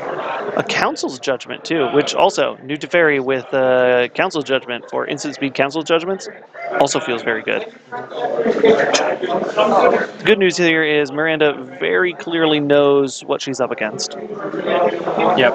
And every time a Swift Speed attacks turn 1, I always like to say, hey, yeah, because that's exactly the sound that she would make. Yep, Yeah. that's correct. A little punch in the face there. Yeah. So Eli must be running the Lavamancer option. Definitely Because is. that's why you've got the fetches. And Yeah. also thins the library a little bit, but yeah, he loves his card. The library thinning is so negligible though. I've looked up the math. I haven't done the math myself because I don't math that much, but I have looked up the math and it's not quite enough where it would matter. It's less than a percentage point Okay. for each fetch. And a suspender recall. Yep. Yeah, he seems like Eli's off to the races here. He's doing everything exactly. Ooh, there is a Narset in hand here for Miranda though. She has a Narset and a Days Undoing. Yes, she does. But even that, like, it only just shreds his hand and gives her new cards. Mhm. But she still needs to survive. Yeah, she'll be down to 9 at this point. Maybe she might swords this Swiss Bear. Yeah, she doesn't really have a swords right now, which makes things a little difficult. Has other counter magic options, which will be good. The great thing about Rift Bolt, which is so amazing, is like spectacle. Oh yeah, It's so aligned. It fits so well. You know, you can Rift Bolt and then light up the stage, or skew the critics. Oh yeah, she should be at 13. Yep. 2 Narsets and something else. Shuffle those away, looking for some sort of swords. Yeah, this is definitely a nice little brew from Miranda as opposed to what she normally plays. She's a very, very excellent Maverick and D&D player. Yeah, probably the. I would not hesitate to say she's the best Maverick player that we have at this store. 100%. Yeah. She's had a successful record at GPs and also did top 8 a lot of tournaments. Yeah, top 8'd GP Seattle with Maverick. I was actually talking to her on that day. She's like, I don't know how I'm going. I'm okay. I'm like, okay. Yeah. And then she's just like in the top 8 casually. Yeah. She said she was really bummed because her round one in the top 8 match was against someone else from Seattle, who went on to win. So Okay. Is that Daniel, right? yeah, Yeah, that guy was a machine. yeah. He didn't. The only match he dropped was an intentional draw for the entire 2-day GP. But he was playing Honda Civic, right? I can't remember what he was on. He was on Kirk's that one. Yeah, that's right. All right, now Miranda's got some tough choices. Facing down a Swift Spear and a Goblin Guide. With the combo ready to go in hand, the options are to remove one of those 2, which is what I think she'll go for. Yeah. What would you vote here? Probably Goblin Guide.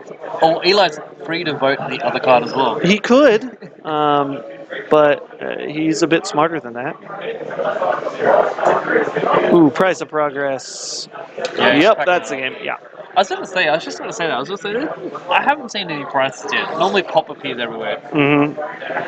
Oof. What do you thought about Price of Progress getting printed into Modern? Ooh, I think that would be. I don't know. I haven't looked at Modern recently enough to see how greedy the land bases are getting. Yeah. But I think it would be good to as a way to help cut back on multicolor splashing. Everyone is playing multicolor. The Shadow's one of the king decks. I feel like even if Price of Progress wasn't even double damage, it was just instant speed, take a damage for each non-basic main you have. It could even be feasible, so it wouldn't be that strong. But it also give Modern, give Legacy more cards as well. Yeah. I don't know, like 2-color decks I don't think are a problem. 3-color decks, only if every deck is a 3-color deck is that a problem. And once you start seeing 4 and 5-color decks that are competitively viable, that's when you need safety valves like Price of Progress or Tectonic Edge or Ghost Quarter start becoming a lot better, or Fulminator Mage even. So the crazy thing with Legacy in regard, modern in regards to Legacy is that all the mainly played land destruction spells give the opponent another basic to replace it, Mhm. like Fiddle Rune and Ghost Quarter. Mhm. While in Legacy you have Wasteland, Yep. so I don't know if it would be that powerful. Yeah, that's fair. Yeah. Trying to watch here, see if Miranda's going to pull out the combo for a more safe. Ah, yeah, I see the Days Undoing going out. This saddens me. But I also understand. Is that a? Yeah, that's a Dovin's Veto in there too. The new counter spell that's uncounterable. Yeah, that It's- actually sounds pretty good against Burn. Is it non-creature spell? No, instant or sorcery spell, I think. Is it sorcery? I think. That was negate, wasn't it? It should be Dovin's ban. Yeah, negate. Oh yeah, yeah, it is negate. Okay, yeah, never mind, it is negate. I was wrong. That's That's a surprise. I know that's a first time of probably many for the rest of the night here. I think 3 people in chat have all confirmed that it's a negate. Yeah.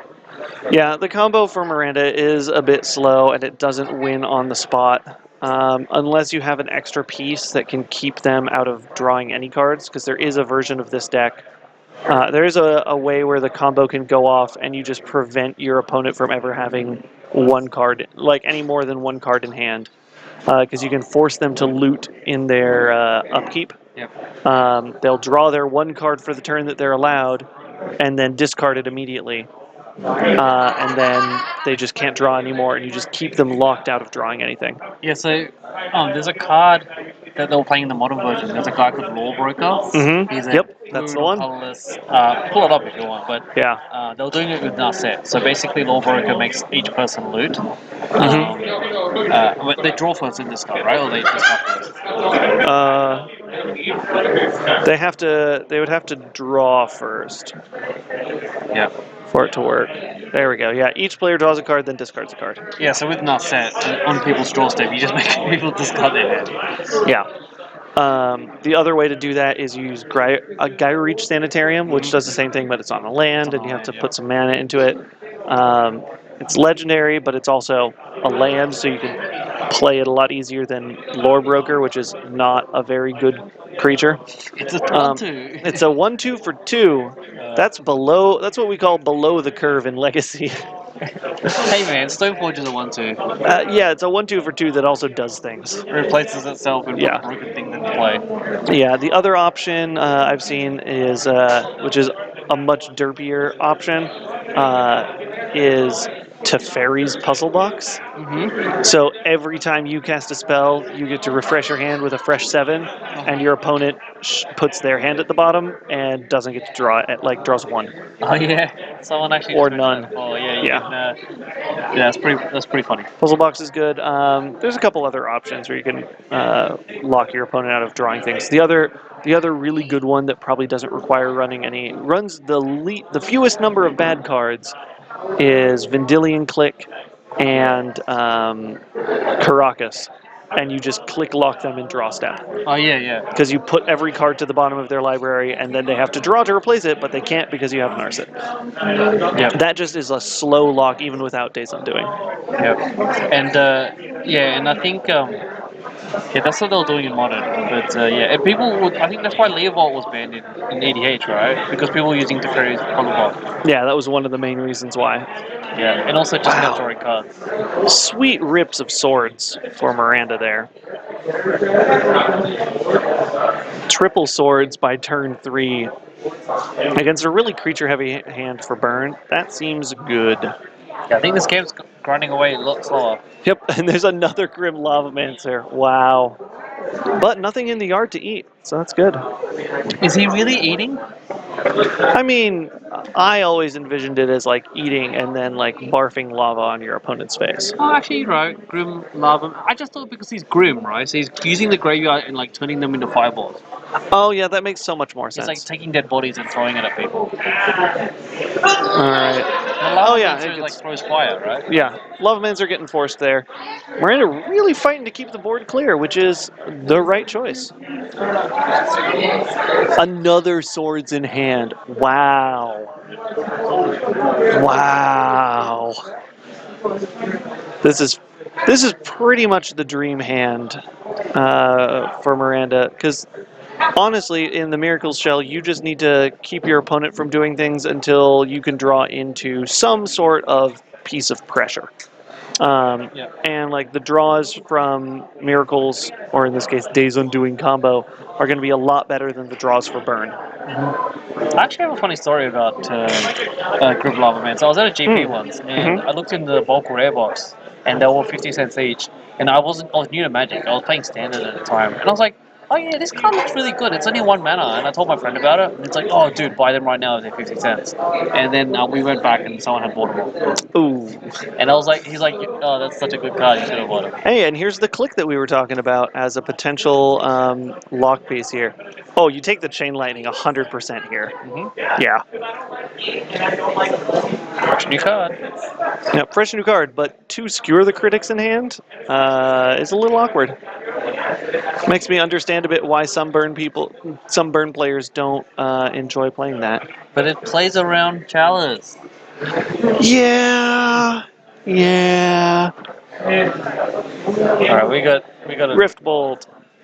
So yeah, that suspended Rift Bolt, if it resolves, is going to be 9 damage I wonder with if the it other was- skewers in hand. I wonder if it was right then to just actually hardcast it and then skewer. Maybe. Hardcast Skewer wouldn't be the worst thing, but the fact that you'll be able to cast them both for cheaper on the next turn Yep.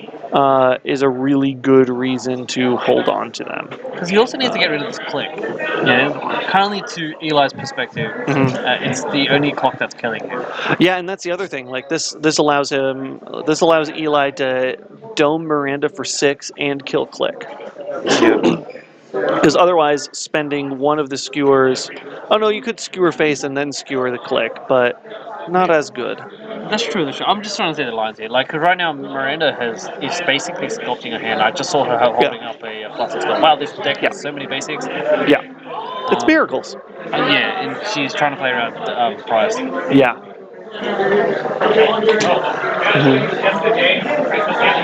All right. Another Ponder. There we go. There is still a Narset in here, which could be good if she can find a Caracas to start the bounce chain. She's got plenty of mana to be able to do this and have room to still cast other spells. So, this is getting close to a very good spot for her. She's not good yet, but it's getting close. It looked like the Rift Ball was attacking. Yep. There we go, Rift Bolt to face, and then we'll see a couple Skewer the Critics coming real quick thereafter. Oh, imagine he tripled the skewer. That'd be hilarious. Or like Yep, skewer, did he skewer, just- bolt. Yeah.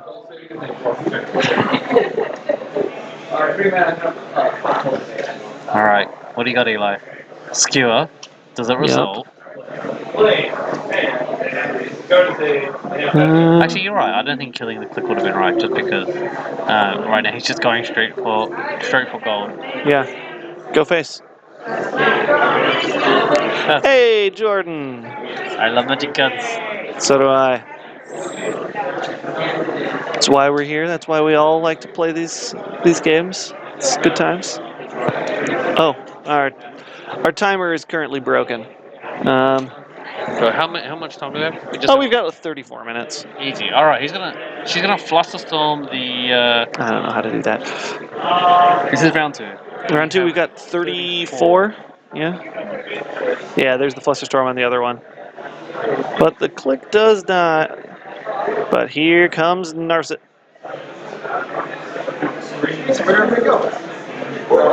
Dang it, Jordan, this is why you need to be here, so you can fix stuff. I can fix it. Oh, you can fix the timer? Okay. So we're at 33 and a half minutes. So, yeah. Ah, that's clever. I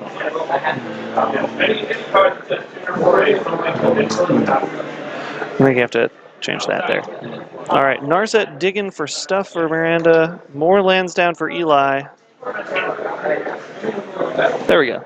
That's close. Yeah, basically, right. All right, Narset digging again. There's another Flusterstorm, a Brainstorm. Is that a Sanitarium? Probably can't get it. Grabbing the swords. I might have picked the Brainstorm off of that, but that's just me.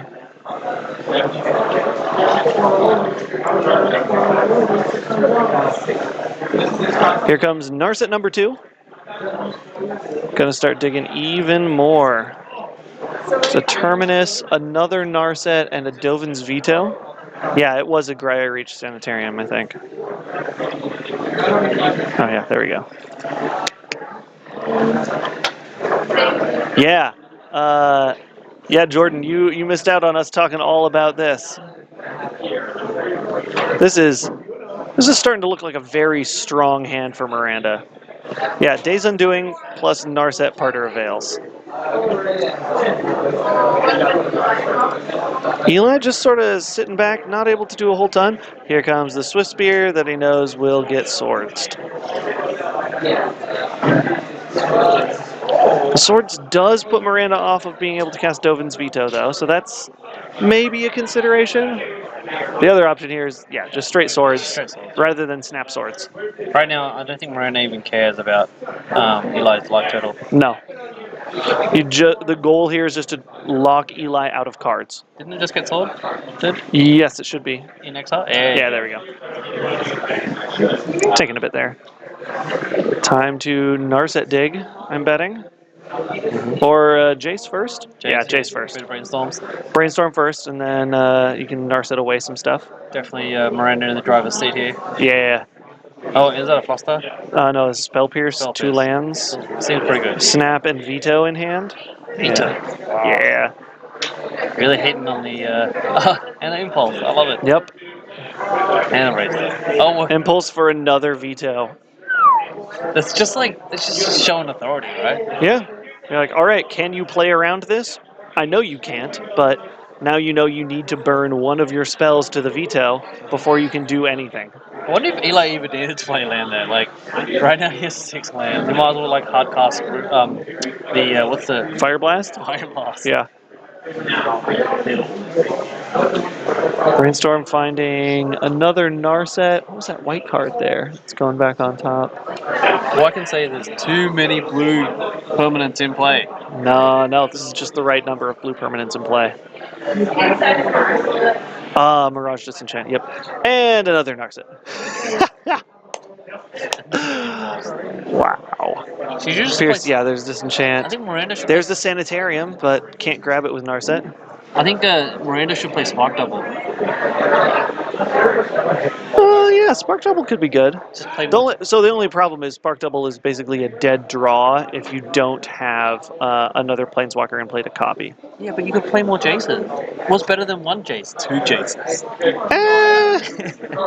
Debatable. Snap swords. You gotta at least catch the trigger. See if you can flip a land off of it. I mean, Oh, that's what. she's gonna block. Yeah. Yeah, she's gonna block. I was just gonna say, like, you don't even need a swords here. Yeah. Oh, she gets a land. That's hilarious. Yep. But you don't even. Swords lets you keep up a 2/1 to start putting some pressure on, though. I don't know. The Brainstorm's probably a better option, though. Yeah, but she also has Jace. She can just start face healing. That's true, too. But that Brainstorm should be in exile, right? Yes. It'll end up in exile, I bet. Maybe. Yeah. Yep. And yeah, there's a Teferi's Puzzle Box. Bam! Going for the read. Let's just, here's Teferi's Puzzle Box. We'll get the 8th edition printing. Yeah, the beginning of each player's draw step, that player puts the cards from their hand on bottom of their library in any order, then draws that many cards. Or in the case of having a Narset in play, your opponent gets to draw one card back and tucks their entire hand away. Oh no, just tucks their entire hand away because they draw first. Yep. It goes to their hand, then they put everything on the bottom, and they can't draw anymore. So it's a hard lock. Yeah, it's a hard lock. Eli will see no more cards this game. Okay, and then Miranda has to slowly finish the game. Yep, tick up that Teferi and go in from there. Or tick up the Jace and go from there. It actually curves really nicely because it's 3 than 4. Yeah. I sold my Teferi's puzzle block a long time ago because it was really big in EDH. Oh yeah. It's a great card. He's actually going through the actions. I love it. Good old Eli. Yep. Now is realizing, oh, yeah, let's see how I lose. No, not even at instant. Is it at instant speed? I mean, Yeah, it is still at instant if he speed. had the cards in his hand, yes. Yeah. Well, he gets to draw one at instant speed, so the Oh, Fate Steal from Jace right, keeps so- him off of any instance. That's true. He's still she's on 9.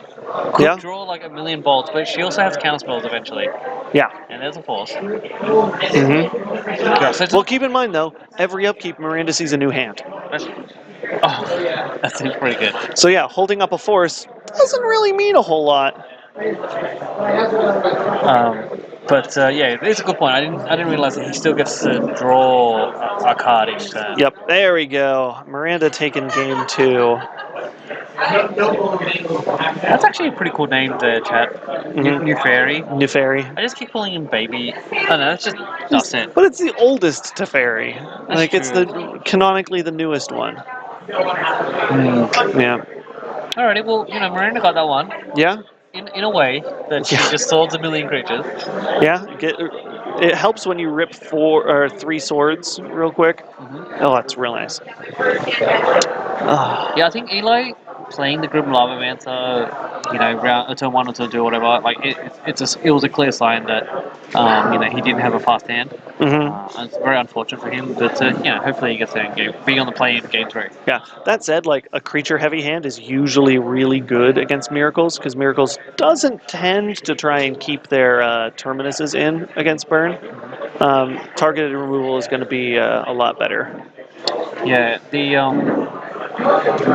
the burn matchup is generally just It's rough. Go straight to the face. Yeah, very heavily favored. And also, one thing I noticed with Miracles is that they don't have much interaction turn 1 to 2. Mm-hmm. So if you can sneak in a Thorn or sneak in something, they have to have force. If not, then it's going to resolve. Yep.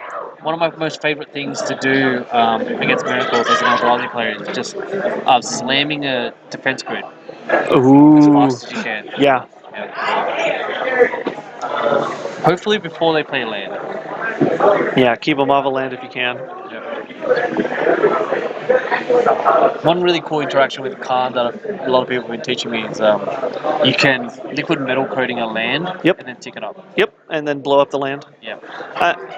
I still think that's not quite as fun as the option of just going and grabbing your Mycosynth Lattice, drop it into play, and then if your opponent has no creatures on the board, they literally cannot do anything the rest of the game. Yeah, but the thing is that after you grab the lattice and put it in play, you need to grab more things. You have to win big. I mean, yeah, you win big by beating their face with a 6/6 Mycosynth Lattice. That's true, yeah. Yeah. That's why people need to start playing, what's that card? Carpet of Flowers. Yeah, Carpet of Flowers would help get you out of that a little bit if your opponent was on blue. You would actually have mana to cast some stuff. Yeah.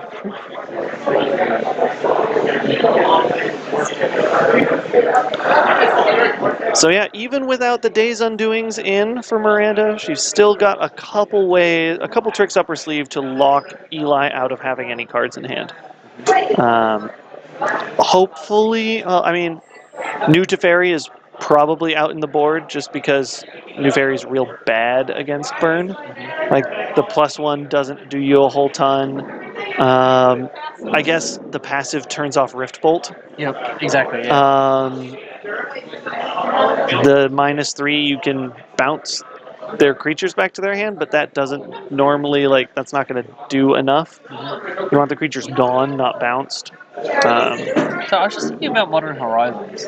Yeah. And we were talking about that before. I wonder if they actually going to start printing cards that that are just like that are present in Legacy. You know, how Legacy Mhm. has like if you control a forest, if you control plains, Oh yeah. opponent gains life, you do a thing, or like they have Massacre, which is Mhm. certain conditions. I wonder. Massacre, submerge, that sort of stuff. Yeah, Yeah. I wonder if they're going to start doing that in Modern because like right now there's a lot of strong things in Modern. I don't think they're going to, because anything with alternate cast costs just speeds up the format. Almost always. But Um, more for like an answer rather Yeah. than something that wins you the game. I am of the firm opinion, because there have been plenty of hints that they're going to print some sort of powerful blue counterspell into Modern through Modern Horizons. I mean, obviously, the obvious bet is counterspell itself. I think we might see Days in Modern. Yeah, I'm actually fine with dates. I'm also specking. You hear it first here, guys. I'm actually thinking that they're going to print. I'd like them to print a Force of Will for Instant Sorceries. Ooh, that's pretty good. Yeah, I like that. Just exile a blue card, take a life, and then but also it means it's also in Legacy. Yeah. Yeah, I play plenty of decks that would like Force of Will's 5 through 8. All right. Spike evens things back up to 17 all. You also could bounce a land for Shadow. That's pretty bad as well. Like in modern Yeah. days. This Eidolon might actually be a bit of a problem for Miranda. The Oh yeah. yeah, the skewer. Take 3. Yeah. Then take 2 there. 2 here. Yep. Miranda's just waiting. She's got a swords in hand. An early Eidolon is actually really strong. Yeah, early Eidolon is very strong. It's one of the worst things to be staring down as any sort of blue deck that's wanting to dig hard. Oh, Disenchant, even better than swords. So awkwardly convenient. Yeah, and that takes care of it. I mean, Miranda's probably also worried about Sulfuric Vortex. Yeah, Vortex too would be another way for her to lose. All right, now sets in. Ours it's in. Let's impulse a bit. Ooh. Probably I'm betting the Council's Judgment out of this, or the Snapcaster Mage. She's got another, if she has another land in hand, which looks like yes, then being able to snap Disenchant, but no, Council's Judgment is also good. Terminus is really bad there. Yeah, Terminus is real bad. Oh yeah, you can't grab Snapcaster. It has to be instant or sorcery. Yeah, it's there such, goes it's that. such a answer. Yeah. Yep, and yeah, Eli picking up that, oh yeah, turns out Narset is a really good card. Let's just Chain Lightning it, get it out of the way. I mean, it saved Miranda some life, but yeah, I think it's always important to kill the Planeswalkers that are affecting the game, especially in this combo deck. Yeah, especially with that being sort of like the important, irreplaceable lock piece for the deck. Yeah. I think that, I feel like this game's going towards Eli's way just because he's just keep drawing gas. Yeah, it remains to be seen though. I think Miranda still has a very good fighting chance here. The Brainstorm could help find some things. Council's Judgment will take care of pretty much anything else at play. Eli just has to count on top decking bolts. I know sometimes Exquisite Firecraft. Yeah, I was about to say he's got exquisite. I was about to say that he's got exquisite Firecraft, but sometimes and people Fire play Blast, 2 Fire Blasts. that. Okay. Ooh. He needs a mountain. Yeah, he needs another mountain to be able to go with those. What's he got? Oh, floating the 2. He's going for the Fire Blast. Oh, she's brainstorming in response, Yep. but he's still floating the double. Ooh, there's a Flusterstorm. Flusterstorm would almost be enough. Do you think that firing? No, he needs another land. I was going to say just like firing the exquisite Firecraft first, Yeah. dealing 4, and then waiting for her to respond, and then Fire Blast. Maybe. I don't think so, though. I think... Like, what do you think his line of sequence here? He's like floating the mana first. Because Fire Blast being instant is really important. Mm-hmm. But then, again, he needed that extra land to do that. Yeah, the sequence here... I don't know. Because I think, like... but then again... Oh, okay, the second one's uncounterable. All right. Because the Exquisite Fire Class is going to be uncounterable. Yeah. He's going to have to into the Sorcerer's in his graveyard. All right. Oh. All right, he's dead. She's dead. Yeah, Yep, that's actually there's the interesting. That's a Firecraft. smart line because Oh, yeah. she's There like, it is. I'm not dead yet. I can counter the next spell. Yep. Okay, that was Mhm. good line. Good line. That was good. Oh. Well, that's a tough break there for Days Undoing Miracle combo. Yeah, you're but, right. You're yeah. right, chat.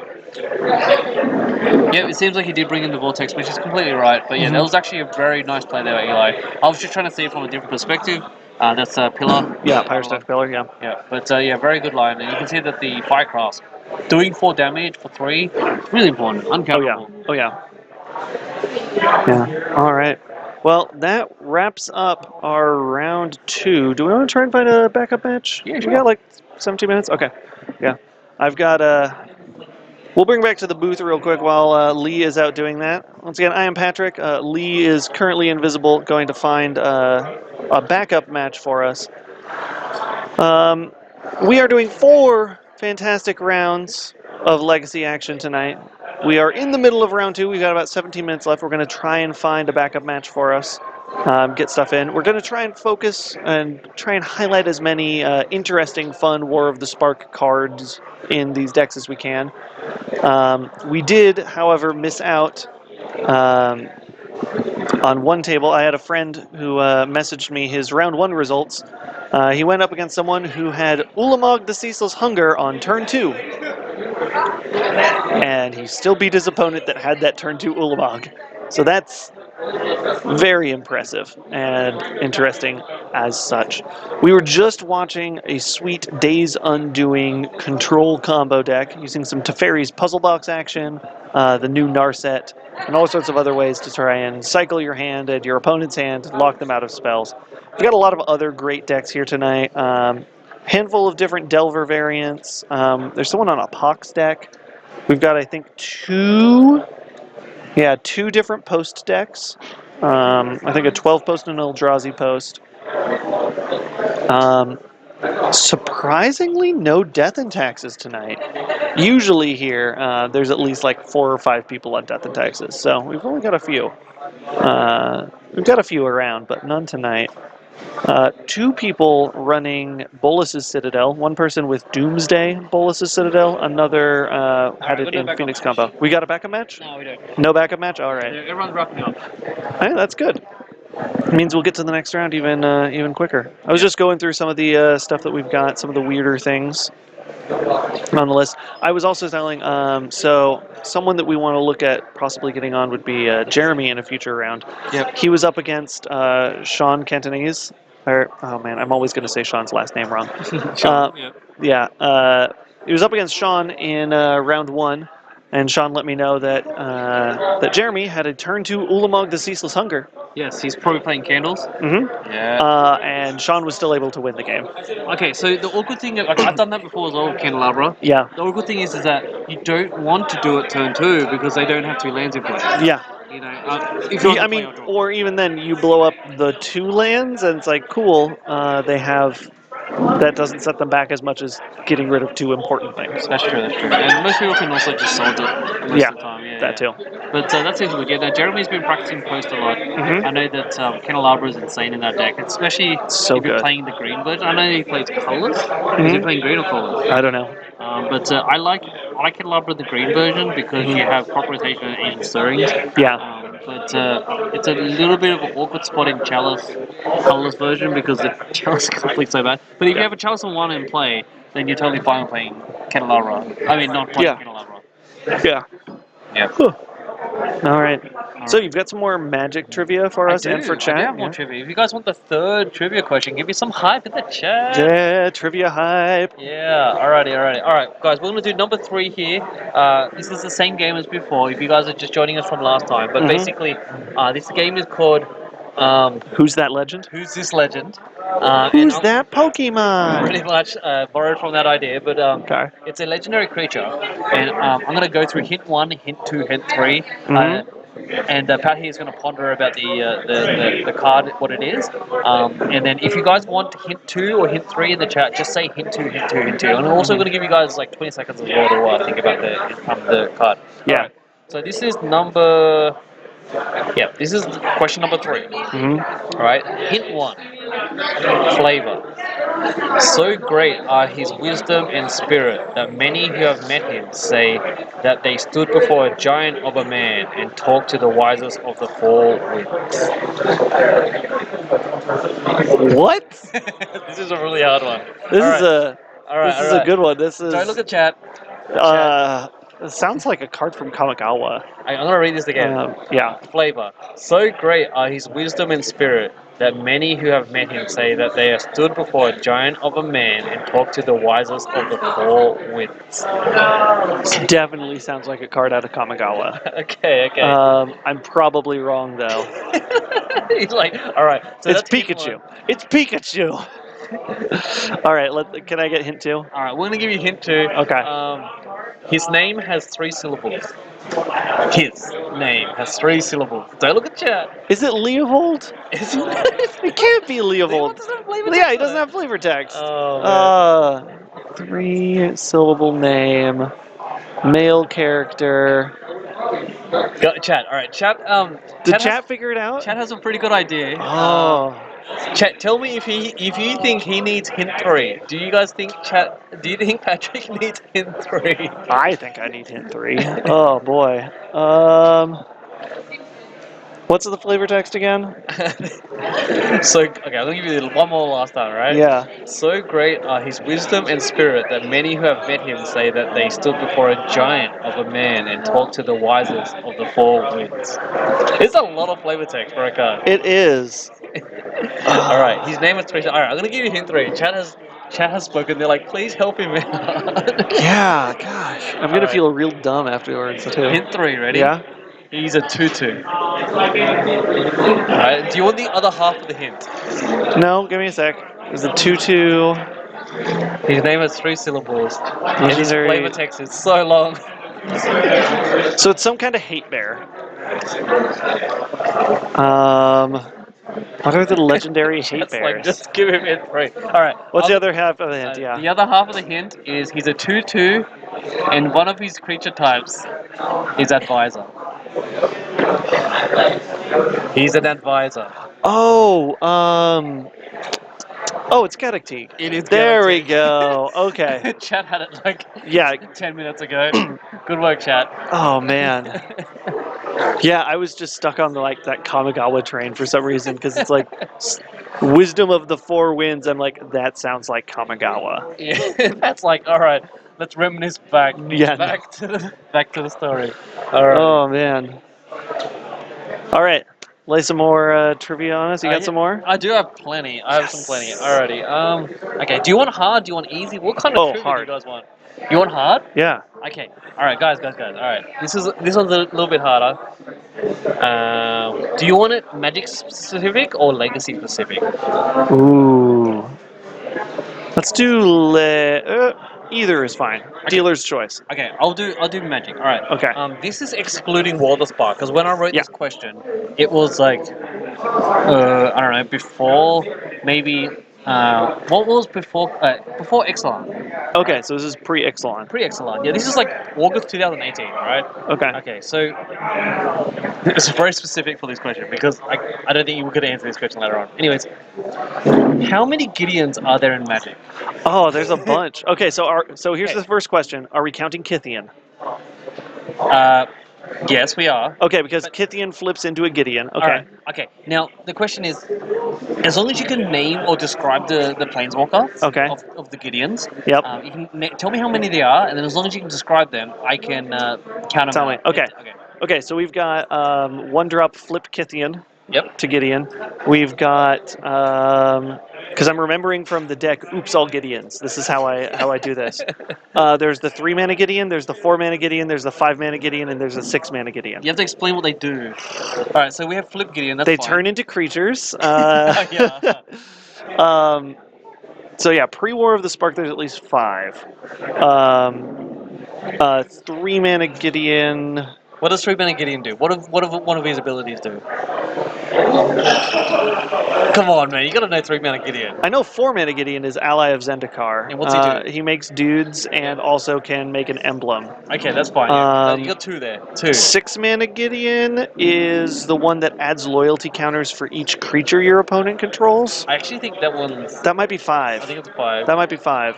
6-mana Gideon is the one that's like exile all other permanents or something like that. Alright. What does the 3-mana Gideon do? What does 3-mana Gideon do? Come on, you can't name this main thing that 3-mana Gideon does. It was the whole point of the deck. Oh, no, he turns into I don't tell you the soldiers. Chat is on the right chat. yeah. I see they pulled up 5-mana Gideon, which is the one What does 3-mana Gideon do? turns into Not the animal. I mean, yeah, it doesn't turn into all of them turn into creatures. 4-mana Gideon has the emblem. 3-mana Gideon. I'm just completely drawing a blank. What does? 3-mana Gideon says you can't lose a game if you control Gideon. Oh yeah, Gideon of the Trials. Oh god, yeah. Oh, come on. Yep. Alright. Okay. Okay, alright, So that's 3-mana, 4-mana, 5-mana is the original Lorwyn Gideon. Yep. So Gideon Jura. Mhm. 6-mana must be the one where it's you add loyalty counters for every. Yep, and there's another 6-mana Gideon. Oh, one of them's a Planeswalker deck one, right? Yes, he Yeah. Alright, that's good enough, guys. Alright, he's named 6 from when I wrote this question in 2018. Yep. We have Gideon of the Trials, 3-mana Yep. Gideon that says, you can't lose a game, turns into a soldier, blah, Yep. blah, blah. Gideon, Champion of Justice, that's the one that Yep. adds the loyalties for each creature. Yep. Ally of Zendia poops the 2/2 soldiers Yep. and turns into a creature as well. Mhm. Martial Paragon, which is a Planeswalker Gideon, that's 6 Yep. mana, as they all are. Yep. We have Gideon Jura, that Yep. says you have to attack him. Yes, that's right. Yep. And then 6 is the Flip Gideon. Yep, Flip People Gideon. always miss the Flip Gideon. No, I'm always right about the Flip Gideon right on the bat. Right off the bat. Alrighty. Oh, that was a good one. All right. Oh, you want Hit to us with another. Yeah. We got Alright, like okay. 6 minutes ish. Okay, we got 6 minutes. Okay. Yeah. Okay, where's the one that I had about? Yeah, now we have 2 more Gideons. We have another 3-mana Gideon, the 3-mana Gideon Blackblade. Alright. Do you want Magic specific trivia? Or Yeah. do you want, That was good. That was a good or do one. you want Legacy specific? Again, dealer's choice. Okay. Let's do a Legacy one. I don't know if this Okay. this one's gonna be really hard. Okay. It's more of a memory thing. But if you guys can name it in chat, then Yeah. how long have you been playing Legacy? About 3 years now. 3 years. Okay, maybe we can do this one. All right. Okay, let's this see. does range actually 3 to 4 years. Okay. But all right. Traversing back in time through Okay. Legacy, right? Most recent banning in Legacy was Deathrite Shaman and Guild Taxion Proof. Correct. All right. Descending backwards in the ban list. Name the previous cards that were banned before it, and if for bonus points, the date or the month. Okay. So before that was Sensei's Divining Top. Yep. And that was banned, I want to say it was the May banning of 2017. You're very close. It was April. April, That was okay. pretty close. April 2017. Before that was... He's not going to look at chat, so if Yeah. you guys want to put it in the chat. Yeah. Before that was Dig Through Time and Treasure Cruise, both banned. That They was... were banned at different times. Oh, that's right. They were like... It was Treasure Cruise, then Dig Through Time were banned. And that was both in like 2016, I think? 2015. 2015, yeah, it's a blur. What's before that? I mean, though? that's all I got. Okay, good. Yeah, those are the But ones that I have. You've missed some I minor missed some. detail. I missed some interstitial cards. Yeah, so in 2015, September, when Dig Through Time was banned, something was unbanned, guys. Oh. What was unbanned in 2015, September? I remember everyone getting really excited for it, and then it just was not played. It was not Dream Horse. I wish it was. God, Dream Halls. I saw that card and got really excited, and then got real sad when it was banned in Legacy. So when Dig Through Time was banned, what was unbanned? I can give you a clue. Ready? Yeah. It's an artifact. Oh, was it Jite? No. Jite was. been there forever. Yeah.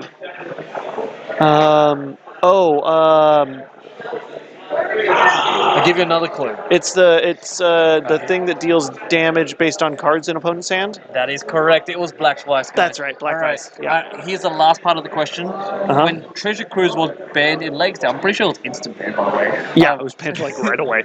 In January 2015, when Treasure Cruise was banned, what was unbanned when Treasure Cruise was banned? Something got unbanned when Treasure Cruise was banned too. It got unbanned. Let's just say, as a clue, I'll let you think about it, but as a clue, it's a big staple of a certain deck. And as soon as it got unbanned, people tried to play with it, but it wasn't that good. Oh, World Gorger Dragon. That's correct. Yeah. I got super excited because I had one of those, and I'm like, this seems like a really sweet, cool dragon for my dragon deck, but not really. And I never played it, and I just sat on it for a while, and then I was like, oh, sweet, people want this card. Oh, it's like $2, but it's better than the like 25 cents it was before. All right. But yeah. Okay. Oh man. So we're gonna do another Forgot about quick the one. dragon. This is a funny question. This is really easy that the chat can get involved. Unfortunately, I don't have the answers on me, but we're gonna have to try to figure out the answers together. Okay, that's good. That's good. All right, guys, we're gonna name all the types of walk in Magic. Oh, all the different types of walk. Land walks. Okay, all the land walks. All right, so let's do it from the top. So Island of Walk, Walk, Walk. No. I mean, like example, forest walk. Yeah, Forest Walk, Island Walk, Plains Walk, Mountain Walk, Swamp Walk. Yeah, we got 5. Got 5. Is there? I know there's snow-covered land walk. Yep, that is one that I remember from the last time I wrote this question. Yep. We're at 6. We're up to 6. Is there a non-basic land walk? I think there is a non-basic. I think there is a non-basic land walk. Yep, you're right. That's 7. Okay. Are we going silver bordered? We're going everywhere. Okay, denim walk. All right. Chad has said demo walk. Yes. That's normally the one that everyone misses, but of Yeah. course Patrick knows. Of course, I know denim walk. All right, there is. Okay. Chad has also said some other ones that are very hard that people don't name. Ooh. Okay, what? Someone just What said- other types of lands I are love there? it, Big Goof. Someone wrote Trailblazer Boots. No, anyways. So there's not Urza's land walk because that's another land type. But Yeah. that would be, man, that'd be the way to be like, wow, F-Tron, Urza's land walk. Why would you need an unblockable against a Tron deck? I don't know. Alright. Reasons. Is there probably from Kamigawa like something with legendary land walk? You're right, good work, chat. Yes, Yeah, you're right. yeah. Patrick has picked up Legendary Landwalk. There is another one that's a really hard one that people don't pick. We're up to 9, guys. We're up to 9. Good work, Snow. chat. You've got all of them so far. The one that he hasn't figured out is what Great Whaler said. But I don't want you looking that way. It's not Island of Walk, Walk, Walk. Do you want me to give you a clue? Yeah, Since we have 40 seconds on the clock. sure. It's something related to snow-covered walk. It's Oh. like snow-covered. Oh, is there a specific like snow-colored forest walk? No, it's like snow. What? Because okay, so there aren't any other super types that are applied to land other than like legendary and snow.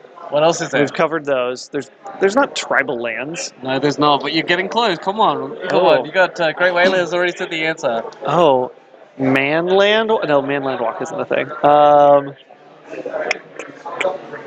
Yeah, I don't know. Desert Walk. Oh, You knew that. You knew yeah. Guys, we Oh, got all 10, I man. think. I think that was all 10. I'm going to find the real answers to that, but I think it's pretty much 10. Yeah, just like Oracle search for Asterix walk. I think there's... Yeah, anyways. Does anyone know what the card is that has Desert Walk? I think chat was right. Yeah, Desert Nomads. Yep. Oh, good work, guys. Didn't mean to do that in all caps. Desert Nomad! Desert card. Desert Nomad. Alright, thanks for participating, guys. I'll try to... I have more trivia questions, but they're very, like... They're scattered. Like, some of them Yeah. legacy specific, but I will keep it for that for the next round. Yeah, because we are at end of round 2 now. We have, it looks like from here I can see about at least 2 games that are in turns. So we have a little bit of time, but we do have 4 rounds, so 2 more rounds of hard-hitting legacy action tonight. I'm Patrick. This is Lee. We are here at Mox Boarding House Seattle, part of the Card Kingdom family of stores. We do Magic streams all the time. Subscribe to the channel, get notifications, yada yada yada. Anything in like subscriptions and stuff goes straight back into production value for the streams. Yep. I know I've said it before. We've got so Monday nights is Legacy, Thursday nights is Modern on the stream. And on the stream, but they Yeah. also host Modern and Legacy at Bellevue, at Mock Sporting House Bellevue. Yep. They host them both of the night. They have a gigantic store there. They also have Legacy here on Mondays in Ballard, and Yep. then on Sundays they also play Modern in Ballard. Yep. This is honestly like I'm born and raised in Sydney. I'm living in Seattle now, but I think Mox is actually one of the probably best LGSs I've ever been in my whole life. Oh yeah, it's fantastic. Guys, think about this: like a gigantic LGS store that's so big that it's the whole section in a restaurant reserved just for Magic. Yeah, and it's they bring the fantastic. food to you. That's pretty amazing. That's one of the best parts. Greg Mitchell is here tonight. What's he playing? He said he was going to be on something spicy. He's on Stoneblade. Oh. But then again, like he could be playing something spicy that we don't know. But the judges just metagamed it as blue white. Yeah. So, someone's asking best new Legacy cards from War of the Spark. Clearly, our front runners so far have been the new Narset Parter Avails and Teferi Time Raveler. Yep. Both of them slot really nicely into Miracles. I'm seeing a lot of good play in Tobolt in Burn. No. No. Also, though, Karn Great Creator? Oh yeah. So I nickname all my Khans. Yeah. You have 7 mana Khan, big Yep. Khan. You have Baby Khan, which is Khan Scion of Urza. Yep. You have for Khan the Great Creator, it's either Lattice Khan or Sideboard Khan. Because you're going into Yeah. game 1 with Wish Sideboard. Karn? Wish Khan, Wish Karn, That's yeah. actually a good name, Wish Khan. Wish Karn. Dovin's Veto is also good. I think there's another really important one that some people are missing here. Liliana's. What's that? Oh yeah, the Edict replacement that's Liliana's Triumph? Triumph, yeah. And I think, it comes yeah. with like a promo as well. It's a white box or maybe an F&M promo. Yeah, there's a promo for it which looks Really okay. good, right? Yeah. Yeah. But it's a Diabolic Edict that doesn't target your opponent, so they can't hexproof themselves from it. It also, if you control a Liliana Planeswalker, they'll also have to discard, and it's instant speed. Yeah. So it's conditional instant speed discard. So if you're a deck that's running Liliana, any type of Liliana, you want to run this instead. Yeah, I think also Ugin, the new Ugin, the baby Ugin that I've Ugin the Ineffable? Ineffable, yeah, I think he's really insane in the sense the way they templated the token. It's a 2/2 manifest sort of, and when it leaves, you get the card. Yeah, it's fantastic. Yeah. Like if it was just like make a 2, the only way it would be better is if it was like make a 2/2 draw a card. That'd be really good, but it's make a 2/2 that you draw the card when it dies is still pretty good. Yeah. Also, like post decks, love him because it'll make everything else you play cheaper that's colorless because you're just dumping a bunch of colorless stuff. Yeah, and Grim Monoliths are free, so they're actually Black Lotuses when I cast them. Yep. Because I like to say Black Lotus when I cast a Grim Monolith. New Ugin is really, really great. As a colorless fiend myself, I have not tested him yet, but I've just been goldfishing with it, and he's been really good. I mean, especially in like, I've been testing in Modern Tron, but so you cantrip for free. Yeah. It's like 3 cantrips, an extra mana. It's great. I personally really like Vivian's Arcbow for Nickfit. You sit on a ton of mana at the end with Nickfit anyway, and it feels real bad when you top deck a land, so now you can turn that land into some random creature from the top 8 cards of your deck. Seems good. I was talking to someone who's playing the Green Finale. Yep. In Elves. In Elves, yeah. The Green Finale is X green, search your library and graveyard for a creature and put it into play. The benefit of that over Green Sun Zenith is you can get non-green creatures and you can get stuff from the yard. Yeah. Oh, so good. And like the fact that like if it's plus 10 or greater, they all get trample and vigilance. Yeah, you basically hoof your team or something. Like not the power and toughness, but you get like the haste and trample or something. No, I think maybe they get the pump. I'm not sure, but it's pretty intense, man. Yeah, basically though, if you're elves and you get up to like 12 mana, then you use that to grab your hoof. Plop it into play, and then everything swings. I like your name, but I do like Wish Khan. Like I think Wish Khan is insane. Like it all rolls off your tongue as well. But Wish Khan is so good. The fact that you wish twice. You know, for I mean, yeah, they have a clause. You know, it has to be an artifact, but everyone knows artifacts are the best cards. Yes. But yeah, just Wish Karn plus Mycosynth Lattice is a very, very powerful combo. Yeah, for too long I've been trying to brew Stony Silence and Lattice in Modern. I was like, yeah, if I'm not playing, they can't play, and then I was just gonna, discard a Bloodghast. But now that new card has been printed, I'm like, wow, Just okay, do that. this is fine. Yeah, I am giving strong consideration because I run a Planeswalker Nick Fit list of putting in new Wish Karn and a Mycosynth Lattice in the sideboard. I can dedicate one sideboard slot to that. Yeah. And I have enough mana that I can just hard cast those in Nick Fit. Yeah, So, and they also combo really well. Liquid metal coating? Metal coating. Yeah, Yep. you can start turning things into artifacts and killing them. or even like March of the Machines. Oh, wait, hold on. Remind me what that does. That turns all non-creature artifacts into creatures where their power and toughness is equal to their converted mana cost. Oh, okay. So that plus Mycosynth Lattice blows up all lands. Okay. It's like a more complicated, worse version of Curse of Death's Hold plus Living Plane. Which Living Plane is a one-sided, and the Curse is like a one-sided land wipe, and it's Chef Kiss hand motion. It's beautiful. So when I was talking before about the new Jays and Leveler, do you know what I just realized? What? Thrawn's Temporal Gateway puts in legendaries, artifacts, and sagas. Yeah. Who cares about sagas? But you could potentially resolve that artifact and spin in some uncounterable win cards. Alrighty, what do we got here? So I know Sean there is on some sort of Bomberman list that I think is running Karn. Do you guys want to say Bomberman? Yeah. Nick, and he's versing Nick, which has the finale in there. Ooh, yeah, let's do that. Table 2? Yeah, let's see if we can get table 2. Sean and Nick. Yeah. We're gonna get some elves with finale and Sean on Bomberman.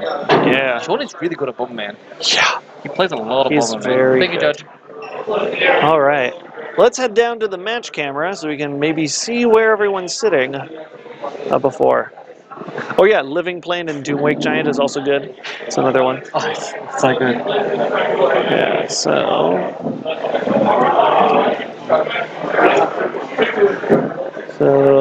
let's take our guesses and say Sean is on that side. Oh, did I guess right? Yeah, I guessed right. I need the pairing so I can put names down. We have How Nick, dare you? Nick Regazzo. Yep, but you got it. Wait, it's R-A-G. Yeah. Ah, there it is. Right. And then we have Sean. Yeah, I think I've got Sean right. So, Yeah. and Sean's on. What's on Sean? Bomberman. Yeah, Bomberman. And let's put their scores in. Yeah, they're both 2-0, yeah. Yeah. And then go to extra. Save that. Yeah, we gotta get that there, and then yeah, we're on to run 3. But I don't think that works. Oh yeah, we're there. Yeah. Let's give that a try, and we'll start our timer. Oh nope, not yet. Haven't started the timer yet. We'll leave it to the judges to start the timers at the same time. But yeah, Sean is our expert resident Bomberman player. Yep. He's been jamming variations on Bomberman for a good 6 months now. Yeah, I'm even longer. I've seen him playing Bomb. Like, he doesn't come in that often, but he'll come in and play. Yeah. But I've just seen him always playing Bomberman dedicated. Yeah, Bomberman with new Karn seems really good. Like, you want your sideboard for Bomberman already to just have your sort of one-of answers that you want to go tutoring for. And so being able to pull those in game 1 is really great. Then on top of that, being able to being able to also have the nut combo block off of having Mycosynth Lattice come in is also very good. I've versed Bomberman before, and I've just put a Chalice on 0 and hoped for the best. Yeah. I think sometimes that works. Chalice on 0 is probably the best bet, but Wish Karn gets around that because you animate their Chalice, it becomes a 0/0 and it dies. That's true. And then they go off. Sean has a Ooh. Teferi in his hand. Yep. Thank you. Yeah, I can see Yeah. the Ooh, chalice. he's got the Teferi Wait, too. is that a gemstone cavern? No, he's not. Maybe No. I was looking. Alright, he's got a Chelsea, gemstone what? Oh, against the elf player. Oh, and Nick had such a good hand. Correct. Correct. Oh man, I mean, he's gotten worse. Like he can get around this because he has a lot of 2-drops and he's playing value elves. that's true. If you That's guys didn't true. know. So Nick's new version that he's been working on on the source or salvation or whatever is Mhm. value elves. So with the value elves, what he's going to do is wow 4 mana straight away. What he's going to do is He can't use the. Oh, he can. Yeah, there we go. yeah. He's playing value elves, which is elves without glimpse, and it's using Beast Oh. Whisperer. And Okay. he has Mirror Entity. And he can also make Yeah. Infinity Mana using Okay. Mirror Entity and Wildwood Symbol Okay. and Priest of Titania. Wow, turn 2 Teferi. Yeah. Seems good. I mean, he did that's only 3 mana, but Has to discard. Discards the Beast Whisperer though. yeah, because he's only got 1 land. Yeah, that's true. Right. So when you step into this Cavern, I guess. Probably. So why do you think he has artifact lands? For the Mox Opal. Ah, that makes sense. Yeah. Mox Opal, it's also another like 0-cost artifact that he can go tutoring for with Trinket Mage if he needs to. He bounced his own mocks. He floated mana and then bounced the mocks. That's smart. Oh, that is so sick. I was like, what is he doing? He just bounced the mocks. Yep. And there's a So mentor. he can recast the mocks. Yup. Oh, okay, he knows how to play Bomberman, guys. Yeah, that is the. That is a very Wow. heads-up play from Sean, where he was using his Teferi to bounce his own mocks to get a token. That is a great and line. then he's playing more. There's a pedal, and he's got an LED in hand, This but is he's gonna turn hold that 3. up. Yeah, this is turn 3. And he just had 2 tokens and a mentor. Yep. Nick is trying. Oh, Oh, he Oh, lets he- the Nettle Sentinel and resolve. let the Nettle Sentinel resolve. He forgot. Oh, there it He is. forgot about the chalice, guys. That's okay. Give him like 2 more turns. He ticks up to Fairy once, and then bounces them all. By the way, Nick is really good at that. By the way, he always does it. He always knows how to play through chalices Yep. and just like deal with it. Sometimes you just gotta try and punch it. I mean, if I was anyone, I would actually try to punch in through the mana, guys. Yep. There we go. So many 0-drops. Lots of damage. Tick up onto Fairy, and I think pass it back. Waits to try and bounce something, I think. Ooh, swings in for 2. 2 tokens. It's like meal to fairy. Oh no, swinging it to Fairy, it looks like. Oh no, just at him. Okay. Does that? Why not, right? Yep. Chalice. Yay! You remember this time. You got it. Yeah, but he gets to cast it, so it untaps the Sentinel. You're right. Even though You're it's right. countered. Oh wow. So pseudo vigilance, like discard a green creature Wow, vigilance. how fast has he gone off this turn? That's crazy. So he's bouncing the mob. So he can play it again and pump the team. Okay, I was thinking the other line was bounce the Sentinel and just swing in with the whole I squad. think it's another Teferi. No, he's a Khan. He's new Khan. No, Urzakarn. Sorry, Khan. I mean, you're right. He also has a million artifacts. That makes sense to make the artifact land. Yeah. Yeah. Whoop, and there's that. That was such a fast start. I've never seen this deck go off so fast. Bomberman can go off as fast as like turn 2, but this being able to just have that turn 1 Chalice on 1 to lock things out and then immediately have pressure coming down the next turn was fantastic for Sean. What do you mean, Bomberman? Wasn't this just Monastery Mental aggro? I mean, yeah, Monastery Mentor aggro with some stuff. All right, income, Mindbreak traps. He's got ley lines, crop Prof. rotation, pithing needle. Yeah, Yeah, that's good. those are all good. Null Rod. Yep, Null Rod. Oh, Null Rod. Null Rod's fantastic. Null Rod's somewhat a good card against Bomberman. Why is Null Rod a good card, Patrick? I mean, because everything's artifacts. and what does Null Rod do? Nothing. No, it does nothing. That's the flavor text for Null Rod. Okay. I'll pull this up. I want you to explain what Null Rod does for our team here, for our audiences here. Get the original one. But it doesn't do anything. No, it does nothing. It's a very distinct difference. That's exactly what Null Rod does. I love it. Yeah. That's hilarious. All right, good call, mate. Good response. Yeah, come I on. like it. Come on. I was like, what do you mean it does nothing? All right, I didn't know the flavor text. I should actually put that on my trivia. Yeah, right? That'd be a good one. What card is described in its flavor text as doing nothing? To which everyone will guess Darksteel Ingot, which is like the 0-cost indestructible artifact. No, but that has flavor text on it, doesn't it? It has something It about does. like it has the artwork is like hands and stuff. Dark Steel Ingot. Yeah. Look at a Dark Steel version. Alright, let's look it up. What do we got?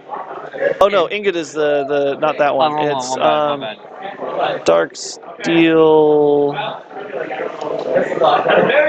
I think something.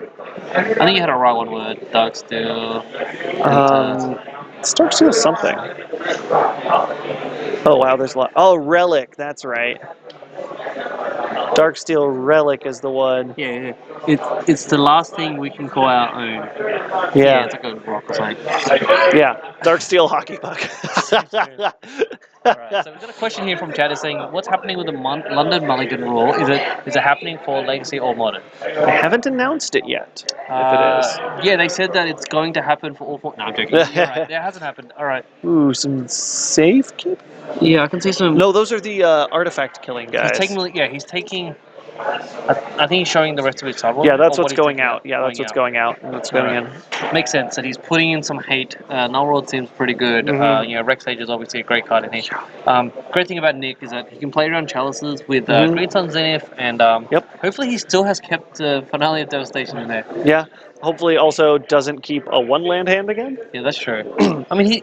Then again, like going in blind, having to, you never want to on game one have to be thinking about playing around turn one chalice on one. I think from what I saw in his hand as well, he actually had 2 mana dorks in his hand. Yeah, So yeah. He could have just had a fast start. Unfortunately, Sean probably knows Nick as a very popular, very well versed Elves player. But probably in a large tournament, no person would know that. But anyways, I think naturally you always want to do chalice for one anyway. Yeah, turn one chalice on one is just good play. But the London Mulligan. Sorry, we got distracted partway through answering that. The testing period, I think, on Magic Online has ended for now. Correct. And Wizards hasn't come out and said whether it's going to go into effect for the game or not yet. We will see. From what I've been able to read about it, initial reactions about it for specifically Legacy and Modern, I think were a bit overblown. It's not as detrimental to the format as a lot of people thought it would be.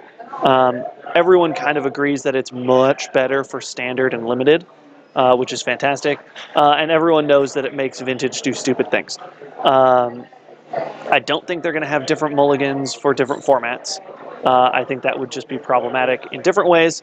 I think they'll either roll it out for everything and then deal with the aftermath. And I think I would place 70% odds that they'll go with it. Yeah, I think like you said, a lot of pros said, it was overreact. The community were overreacting, and I think sometimes Magic community sometimes will overreact a lot. Oh yeah, Karn Opal City LED.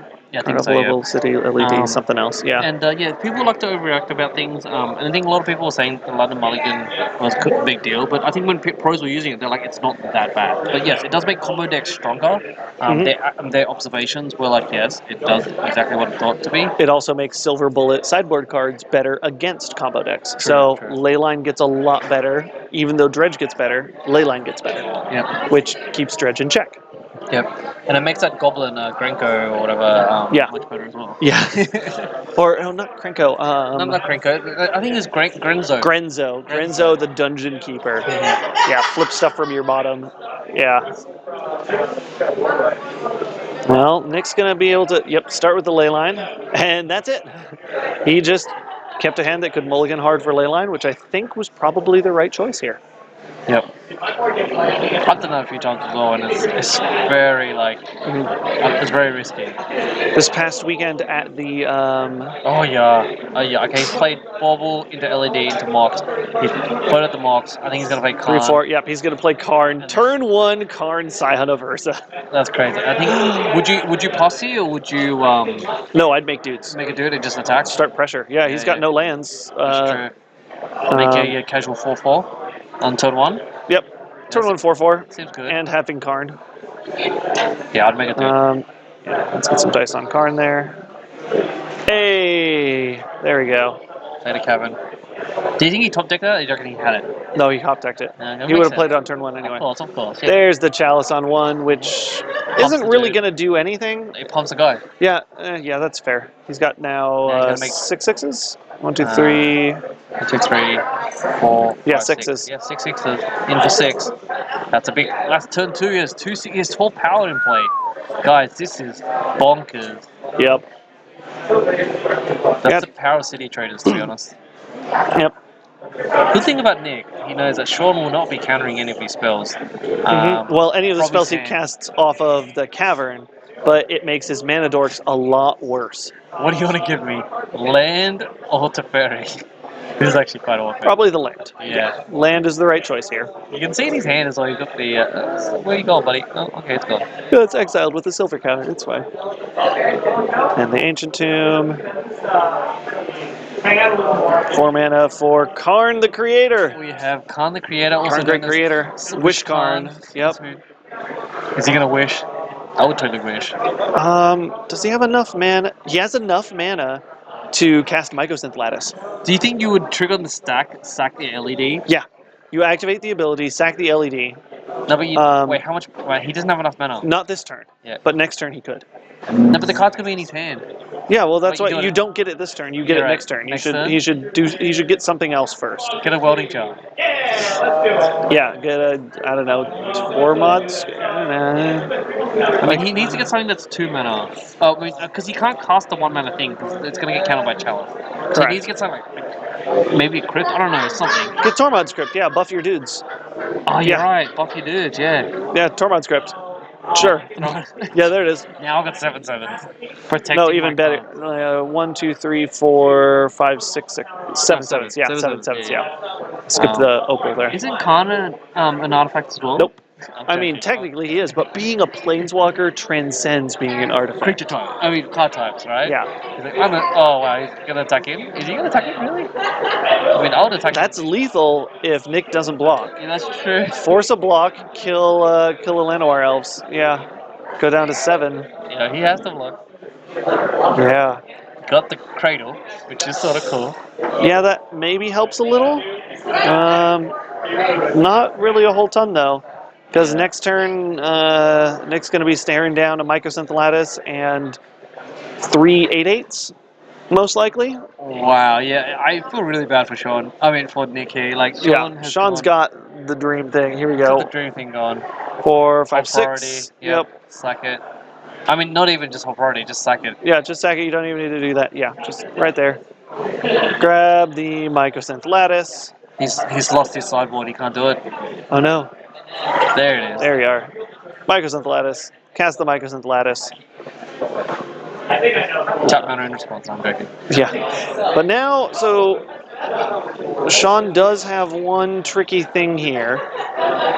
He could still misplay and leave Karn Great Creator up for being killed. Is he? It looks like he has not done that. He's making the extra construct, extra construct.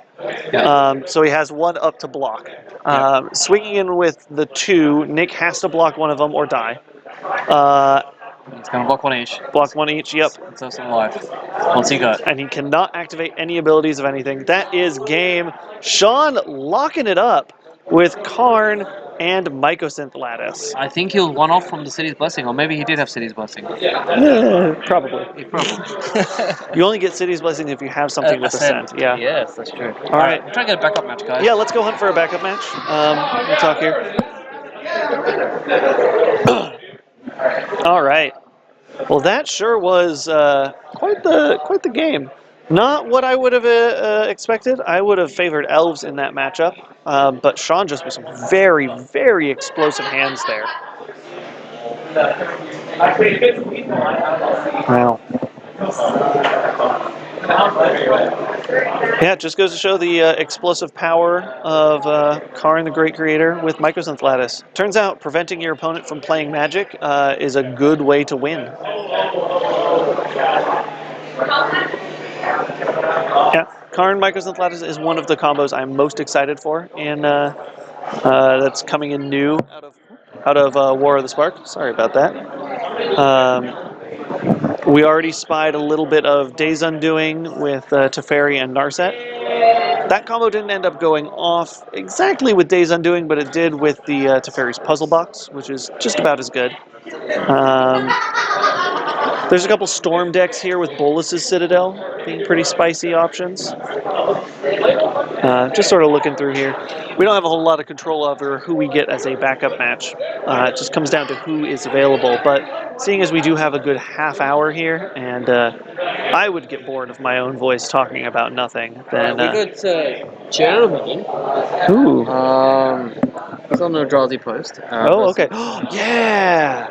That's right. Jeremy... So Jeremy, apparently in round 1, was able to get John. out... John Keeper. Yeah. Do you know who's sitting on what side? Yeah, Jeremy's on the right. They're on 1-1. Nice, okay. But you would still stop. Yeah, Jeremy Edwards. This is John Keezer. Yeah, so Jeremy, round 1, wasn't on stream, but was able to hear about this, that he was able to cast a turn 2 Ulamog the Ceaseless Hunger, which is pretty good.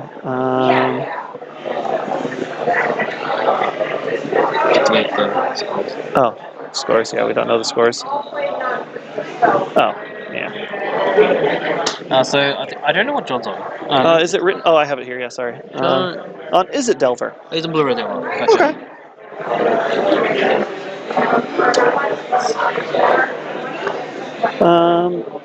Okay. Kiese. Yep. And then he's on Blue-Red Devil. Sweet. Is it Delver? Is it Delver? Oops. All right, so guys, we're just gonna fire up a backup match here.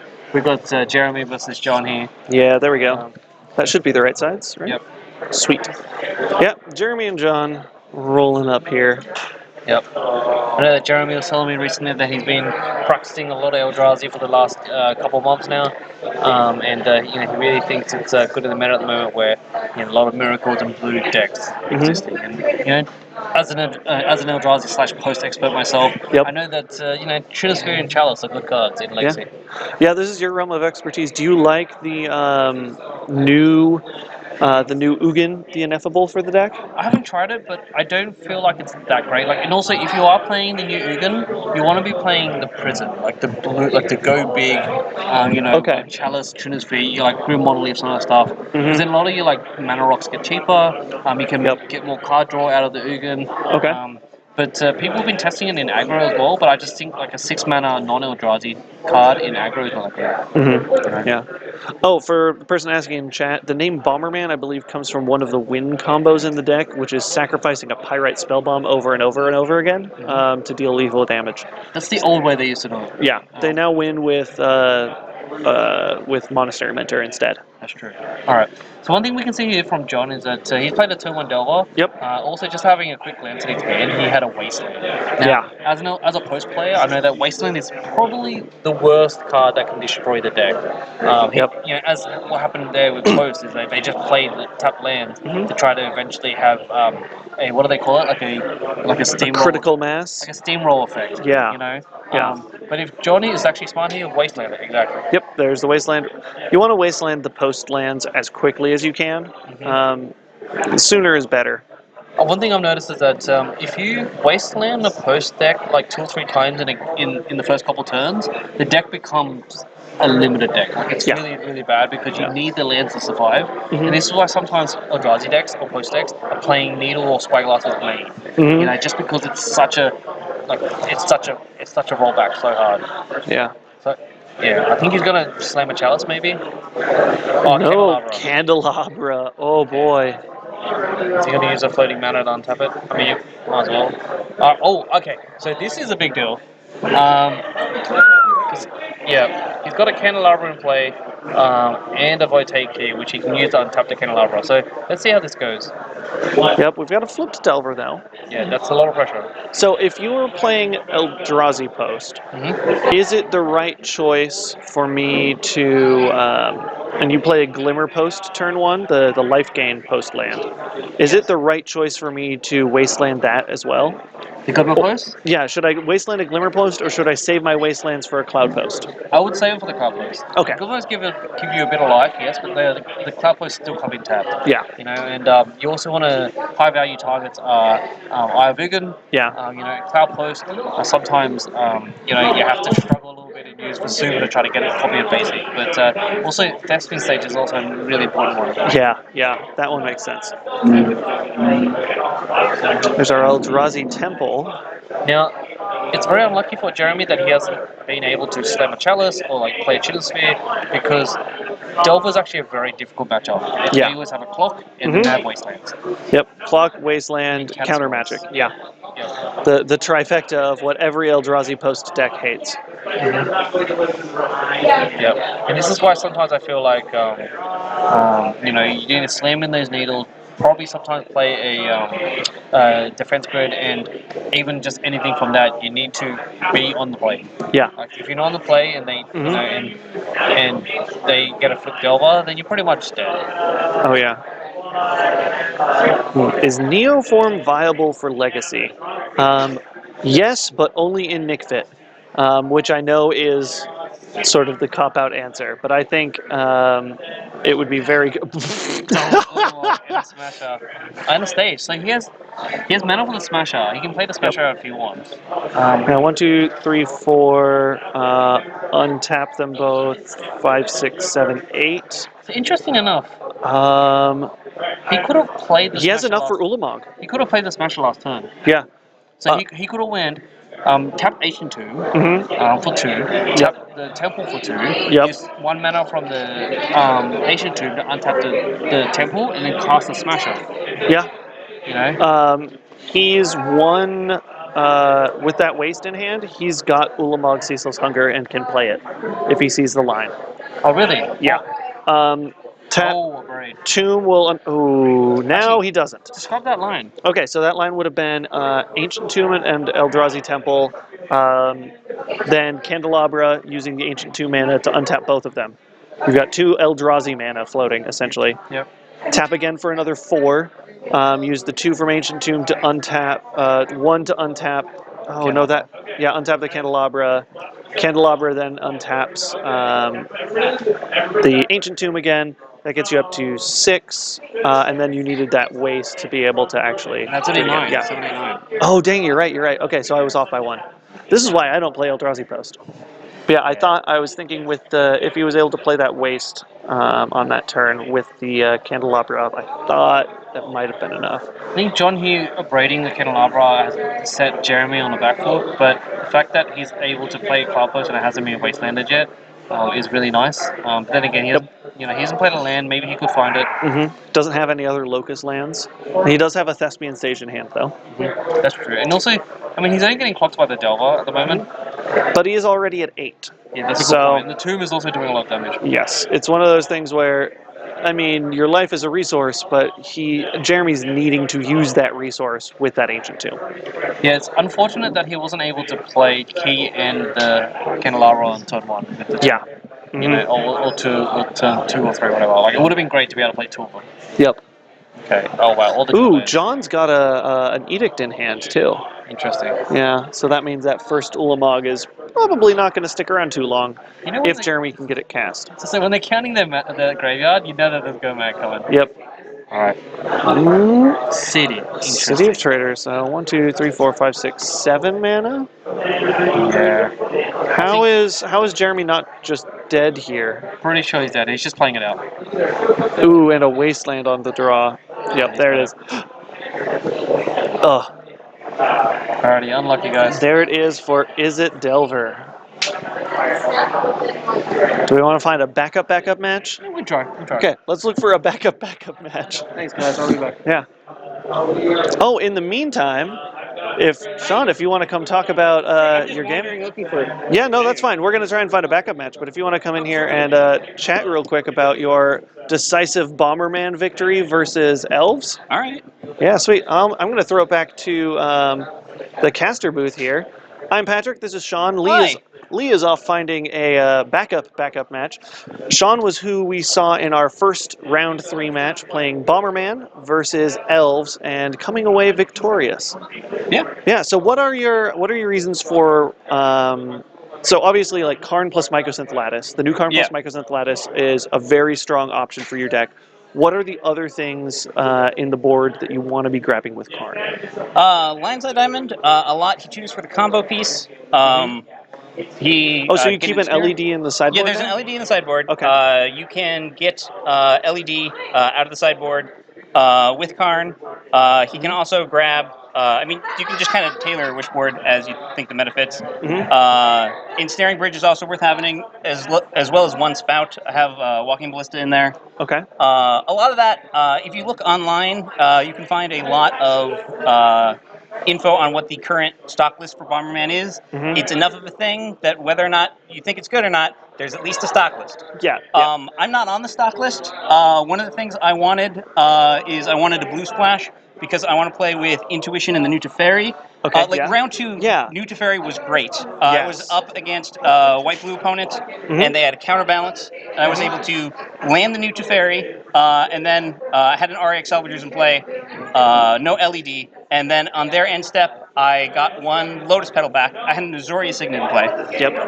And then since it was still around, I was just able to tick down the Teferi, bounce the counterbalance, and then they can't interact with me at all. I double Intuition, I get LED and a spout, and I win the game. Wow. So That is quite the line. yeah, no, Yeah. it's I'm okay. I've been on Bomberman for a while. Yeah, exactly, I'm yeah. quite fond of the deck. Yeah, we saw your really good plays of floating mana off the Mox Opal, bouncing your Mox Opal to draw a card, replaying the Mox Opal. Yeah. That was A+. No, right? I'm. Feature coming in about 20 seconds. Okay, then yeah, I'll get out of here. I'm a big yeah. fan of Teferi in the Yeah. list. People can find the stock information pretty easily on the source Reddit, or there is a Discord if you can find the info on it. I like the blue splash. Yeah. It might be hard for me to convince more people though, because it means playing with Skycloud Expanse, which I think works well in the deck because you're not really casting low cost spells, and it gets you Teferi off 2 lands. But basically, it's going to take me a while to win conference. Yeah, exactly. Yeah, the Teferi was a surprise for the deck, but I think it was a welcome one, and it was really helpful to you. I've been loving the Teferi in a lot of matchups. It's main board interaction. It's a cantrip. It protects from all kinds of interaction. It's great. Awesome. Okay, Well, I'll get thanks out for of here. thanks for Yeah. stopping by and chatting. Yeah, no problem. Good luck in the 4th round. Sure thing. Currently undefeated, right? Yeah, I'm 3-0-6-0, so I. Nice. Very nice. But we'll see how the last one goes. Although Yeah. if I lose, chat will not find out. 'Cause That's I will not fair. well, I'll post it somewhere on the internet. Yeah, we'll probably see. Yeah. All right. All right, so we have a backup match coming in. backup match. Yeah. We got. This is the only game that was still going. Oh, really? I mean, there's a bunch of other games going, but they were like finishing perfectly in time. Got it. I think they're going into game 2. I'll ask what's on the record, but we actually have Miranda back. Oh, sweet. Versing someone else. Cool. check I the- will get things set up here. Who they're versing. Yeah, so we have, I'll get this filled out in a sec. We've got Miranda facing off against Leo. So Leo is on Jund, or as our scout wrote it, Jund D. So it's Jund something. Miranda is up a game. Oh, Miranda's up a game. Okay. Okay. So 1-0. This is Miranda. Yep. So we get to see super sweet Days Undoing combo again. So yeah, they're both 1-on-1. Yeah. And it is Leo. Zoeckler. Sweet. And he's on Jund something. Question marks? It's written as Jund D, which I don't know what the D would stand for in that situation. Indestructible? I don't know. I'll just say it's Jund something. I mean, he's 1-on-1, so he's Yeah, doing something. he's doing something right. Jund something. Maybe Jund Depths. Yeah. Ooh. Or maybe John Depth, yeah. Yeah. I'm trying to see if our scout is nearby. That's okay. I'm gonna update Miranda's deck name. Oh, it has a new name. Yeah, I'm gonna call it Undoing. Oh, shiver. Undoing Miracles. Ooh, I like it. There we go. That's good. And they're both one-on-ones. Perfect. Looks like they're doing some boarding. Yeah, with Miranda up a game here against Jund something means it's probably a slightly slower deck. If it is Jund depths, I do see a Merit Lage there, so it is Jund depths. Okay, so what's? I don't think I've ever heard of Jund Depths. What's some Jund Depths? Is Jund depths slow depths also known as? It might be just basically some sort of land, main land thing. So you're not just running the Dark Depths combo, but you're also running Punishing Fires, Life from the Loam, like grindy matchup. Interesting. So you've got the grindy package, and then you also have the Merit Lage win as an option. The awkward thing about depths. Oh, wow. Can you guess who typed that? It was me. The awkward thing about Jund is not enough people play Jund in Legacy. Like it's so popular in Modern, but then in Legacy it's just like it's better to play Blue. I mean, Not better, but more popular. Yeah, blue is just a stronger color in Legacy because there's a larger amount of cards to pick from. But Jund is sort of Value Town in Modern, and I think it has the possibility of being Value Town in Legacy as well. The only issue is just sort of like the archetypes of decks you have to be prepared to play against in Legacy make sort of just the value train type decks like Jund not perform as well. You need something big, something bigger than you will ramp to with Jund, or you need some sort of combo, which this kind of has in the Dark Depths, Thespian Stage, or probably also Vampire Hexmage.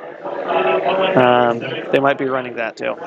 Yeah, that's true. Like, I mean, I'm just thinking about the regular Jund shell in Modern where they have Goyf and Lily, and I think the cards in Jund are used in across other decks. Yeah. But I think in Sin, like, because the whole point of Jund in Modern is that it's like 2-for-1, right? You're always trying to like 1-for-1 value, like 1-for-1 them, but also 2-for-1 is like the main objective, like K Command, Lily, and Goyf and stuff. We're seeing K Command come back. Especially in Legacy. I'm seeing a lot of K Command, but I'm seeing it in Grixis decks because you can K Command to make them discard on draw, get back a Snapcaster from graveyard, then next turn you snap K Command to lock them out of cards again. I've lost a lot of games that way. So I think the cards that are good in Jund, especially in Modern, have just found different homes in Legacy, doing slightly different things.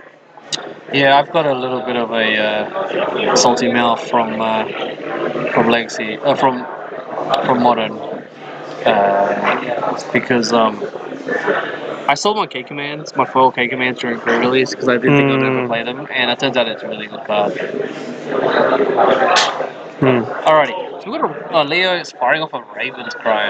I love it. Wow. It's got a card, Miranda. Yeah, and then pitch some lands to keep recycling that back. That makes a lot of sense. If this is... They show it's not Pox. Maybe. Might be like Pox lands. I could also see... what is it? Riftstone Portal being in the deck. Is that the one that in the graveyard? Lets all of your lands tap for green or white. That's pretty good. Oh, with Raven's Crime, that seems great. Yeah, banning Deathrite Shaman also kind of really hampered Jund. I'm really sad. I never actually got to cast or play any Death Runs until it was banned. Like, it was a great card. It's in my colors. I love green. But I was playing other decks. I was playing blue. I was playing red. I was playing colorless. Like, I mean, it's a fun card. I got to play it in one deck. I was doing a Planeswalker heavy deck, and so that was my 1-mana Planeswalker. Was my Deathrite Shaman. Nice. Seems good. That you can play 4. Yep, 4 of. Get them all in play. Ramp some mana. Exile some graveyards, gain some life. All right. So we do see the Grove of the Burn Willows for Leo. Interesting. Yeah, maybe he's getting real, all grilled with the Yep. giant play. Yep. Oh, Punch it wow. down, and there's the Thespian stage. Okay. It's just missing a Dark Depths, but he's got a crop rotation. I was about to say, Leo, slow down there, buddy. And Lily of the Veil. Yeah, okay, so this is sort of a, someone in chat, again, guessed it. Lonepox, someone also named Leo. Lonepox, pretty much. Yeah, this is what that seems like. It is Lone Fox, do you think? Something like that, yeah. With Dark Depth randomly in the deck? Pretty much. There's probably no smokestack or any like the hard pox pieces. But I think it's just like the Raven's Crime is there. Lily being there is another good sign of that. Ooh, drew into the Dark Depths in hand. Seems like a good card. What does it do with Thespian Stage, Pat? Well, you can use your Thespian Stage to become a copy of Dark Depths. Then Legend Rule means you have to get rid of one of them, and so you get rid of the one that has counters on it. And then the Thespian Stage has no counters on it, and so it triggers the ability of the Dark Depths, and you get a 20/20 indestructible. Something like that. And then Raven's Criming Yeah, I again. was gonna say, I was like, why don't you just hold it up? But I realized he wanted to Raven's Crime again. Yeah. Oh, wow, that's a pretty good synergy of just loaming and Raven's Criming over and over again. Yeah, there's your 3-mana discard lock a little bit. Yeah, he's really stripping on hand. Wow, I didn't even see that interaction there. I mean, I didn't see the loam in his hand as well, but... Yeah. And there goes to Gyreach. Is that the Gyreach Sanitarium that I couldn't spell when trying to look up the picture for it? Yeah, same. I forgot what the last name was, but we got there, guys. We got there. Yeah. All the basics. 3 mana, so now Miranda can actually get something in play and start doing stuff. Luckily, she's got a Teferi in hand, which can bounce that Mox Diamond, and that'll keep Leo off of being able to cast Loam again. Yeah. Until he draws another land. She's casted Narset, but which is Ooh, I guess okay. another. Like she wants to dig, but she needs to really get this Lily off the board. Yeah, the problem is like we've said with Miracles, like this is her best bet to try and do that. She needs to dig into Council's Judgment. That's the only main deck answer. He's loaming hard. You know that Miracles has problems with graveyards, right? That's a. Hopefully Miranda's got something that got brought in for it. Yeah, there is a smallpox. He's casting that loam again. And he's gonna Raven's Crime again. Play a land and Raven's Crime once. And then Lily again. Yep. And there goes the hand. All that value, right? Mm-hmm. I love how he politely rearranges the graveyard. Mm-hmm. It's always nice to be polite. No, Jordan Isaka is not in the house. He was in chat a little earlier, though. Redstone. Yeah. Dig for that answer. I mean, it's tricky. Like, how do you stop a loam engine as a Miracles, eh? Yeah, you need the She's impulsing.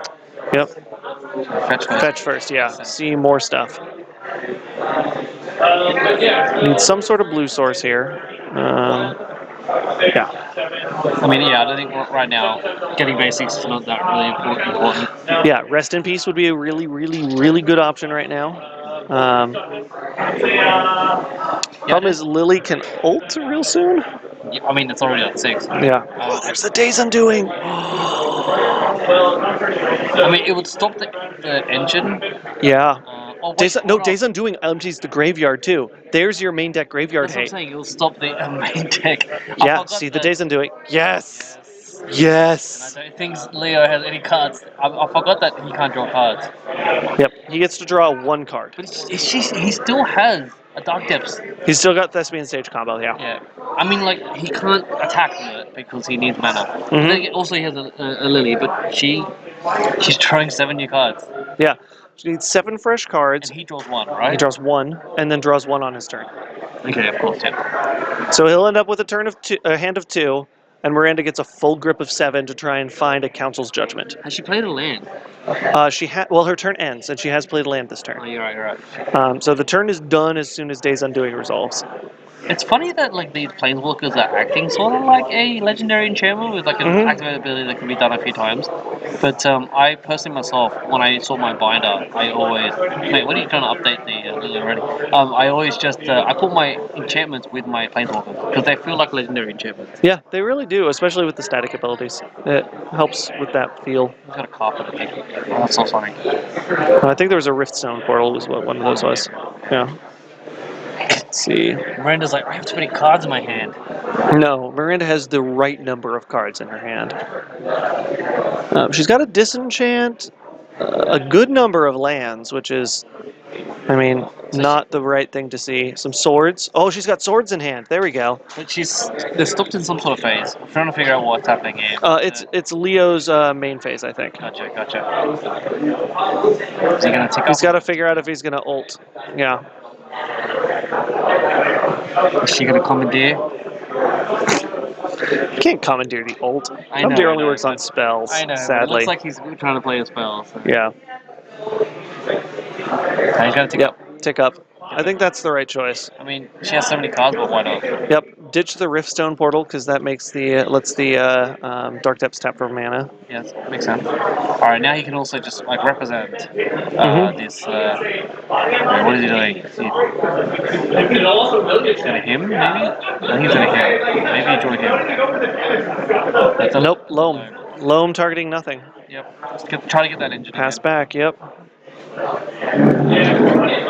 She's got the swords in hand. She's got a Teferi's puzzle box in hand. Does Portal come in tapped? If you were to play it? I'm just. Oh wait, he can tap the Dark Depths. Okay, gotcha. Yeah. Right. And Surgical. Oh, that's the perfect surgical target too.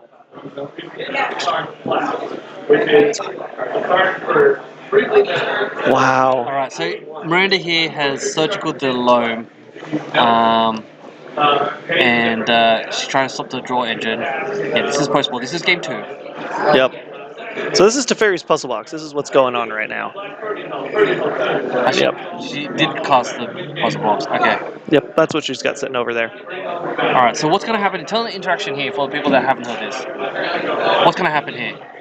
So what'll happen is Leo will draw a card for turn from Teferi's and then Teferi's puzzle box triggers and puts the hand on the bottom of the yard and tries to draw the same number of cards, but Narset says you can only draw one card per turn. So he gets no hand. So he gets no hand. He'll have a window during his draw step to cast an instant or an instant. At Yeah, the end of his draw step, he can, But can he even cast it? Because he can. It's a trigger. So he'll draw.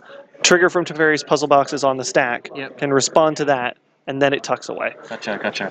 Yeah, he has that small window. Mm-hmm. And now Miranda just needs to try and find some sort of way to close this game out. So what it does is what it normally does without Narset is Teferi's puzzle box that you put your hand under and then you draw that many cards. But what Narset is doing is it's stopping him from drawing cards. Yeah. So what Miranda gets to do the same action. Every time it comes to her draw step, she puts all her cards at the bottom. Yep. Right, draws first. Yeah, you draw first, then it goes to the bottom, then you Four draw cards. the same number of Yep. cards. In this instance here, she has 3 or 4 cards. They should put 4 under and then draw another 4 cards. I believe she's got Teferi in hand. Yeah, I think currently she has basically a soft lock / block on Leo from drawing any cards, she's just trying to find a win for him. Yeah, the only thing is Leo does. Oh yeah, there we go. Leo is ulting Ulta Liliana, which is the right choice. Yeah, Leo of Old Days Undoing. Yeah. But the problem with Leo is that he's a creature; he just dies. But Narset is a planeswalker, so it's harder to kill her. Mm-hmm. Right, so he's currently ultiming Liliana to make her choose 2 piles. Yep. Which, of course, you split up the Teferi's puzzle box and the Narset. Yeah. Keep those apart.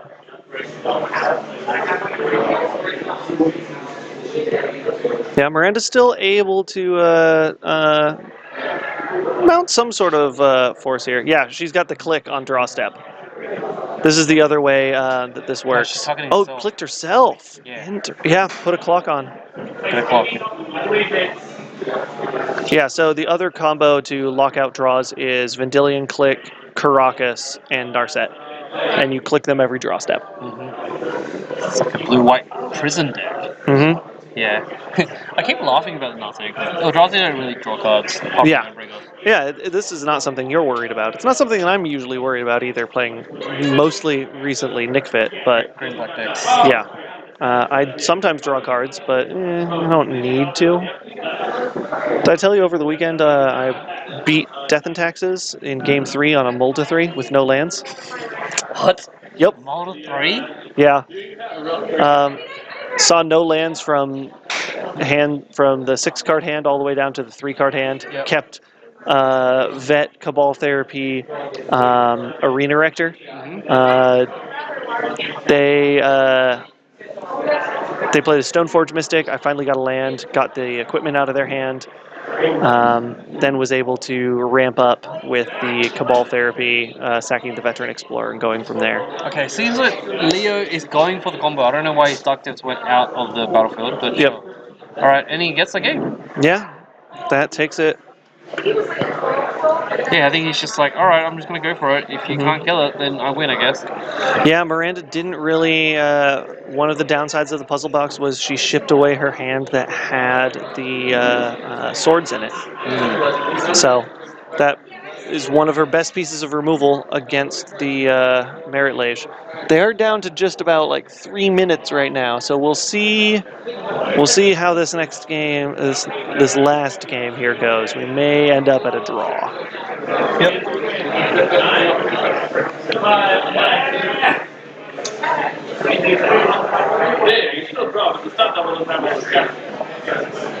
All right, the swords in hand is a good sign for Miranda. Yeah, especially when he's trying to kill with the 2020. Yep. Oh, right.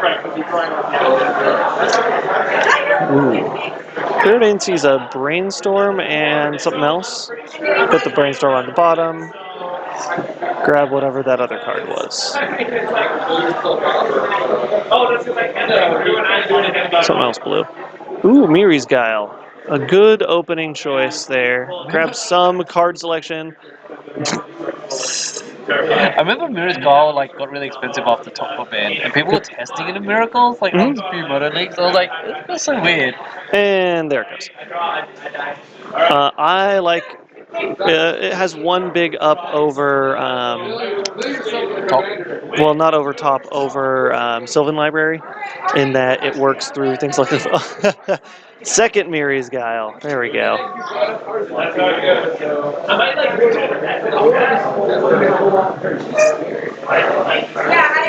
Here comes new Teferi, That's really unfortunate. which is going to bounce it. Bounce enchantment. Yeah. So to say, it's really unfortunate for Miranda. She has someone drawing her cards. I'm just kidding, guys. Who would ever be so cruel as to do that? All right.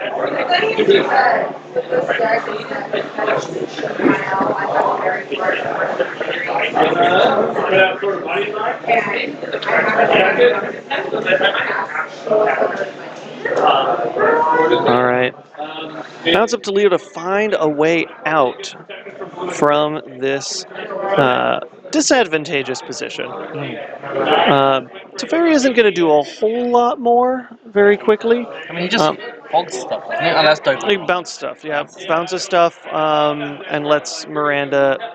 Molten Vortex. Molten Vortex. I know this card. Wow. How do I know this? I know it. Trust me. Yeah, you don't even have to pay mana for that. Wow. You Oh, do no, pay it's... red. Oh, that's right. He did play the red. Yep. It was played in lands for a little bit because you can sack lands and get them back. I mean, he's got the loan package, that's why, so he doesn't care. Yeah, exactly. This is just grindy depths. And the good thing about Wasteland is, like, I think it's sort of useless here because she has a bunch of basics. You know, I once took mono green Stompy to Legacy. Really? How did that go? I mean, not that great, but I think I went 2-2. But That's pretty good. Just because everyone always keeps Wastelands up against me, I just brought like mono green Stompy and played a bunch of green creatures that attack people. Big green dudes. Yeah. Yeah, get Nykthos in there and ramp it to even bigger stuff. Yeah, I had Slugwood Tooth and Nail. Nice. Ooh. Jace, Force of Will? Yeah, you grab the Force of Will out of that. I think it's an island. Yeah, it's definitely an island. It's not a proxy for anything. It's just an island. Right. I think he's. What is he doing? Oh, he's got a mirror, but he's trying to really. Yep. Trying to really grind through there. We are at time in the round. I'm the round. So now we're at turn 0. Which means I don't. I think this Molten Vortex is gonna get there. Yeah, I don't think there's going to be a way for Leo to discard 10 lands to that Molten Vortex. Could just play off his Braid of Fire. Oh, yeah, that's true. Well, he would have had to play Braid of Fire about 2 turns ago. Yeah. Yeah. Yep. Yep. He could like. I don't know. I feel like Miranda this might. Yeah, Miranda can find ways to lock this game up pretty hard, though. Yeah, Days Undoing being the main one. discard your hand, and then you get it back. No, wait, he won't discard his hand. He'll go back to the graveyard. He'll go back to the library. Yeah. Shuffle really- it all in. She's really getting her premium on casting Days Undoing tonight. Oh, yeah. She's cast a lot of Days Undoing. Mm-hmm. Hey. Yeah, start out with, ooh, interesting. I think she wants a clock, maybe. No, snap disenchant the vortex, just to be sure. And wait to Days Undoing until another turn. Do you think Nusset should also reduce into the sorceries by 1? No. No. No, that'd be way too good. We could Nusset Friends with a roll. No. No. No, no, no, no, no, no, no. This isn't the show where we talk about things that should never be printed on cards together. This is the Oh, thing man. where we talk about good Magic cards. I think the only way. I mean, we're at end of rounds. I don't know if they're counting turns, right? In the middle? They're counting turns, yeah. They're not on turn 4, that's 4 turns left. Yeah. Okay, literally the only way Leo could have won is if he went like, exploration, depths into Surfing stage, and then just try to win. Yep. But things are getting counted. Smallpox getting forced. Yep.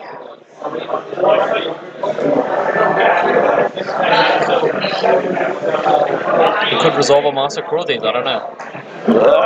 Unlikely at this point. 3 turns to go. She has a sword, so just waiting. Yeah, Leo's correct line there would have been to put down the depths. Yep.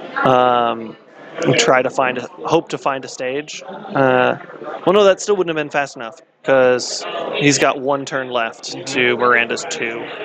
Yeah, I'm pretty sure he's dead.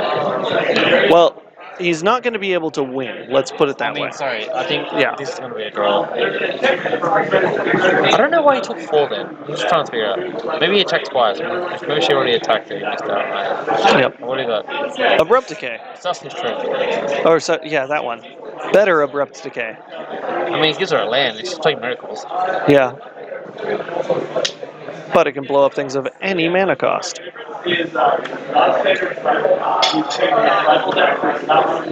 Keep galling. Oh, and there's the Thespian stage. Yeah, you're right. I think.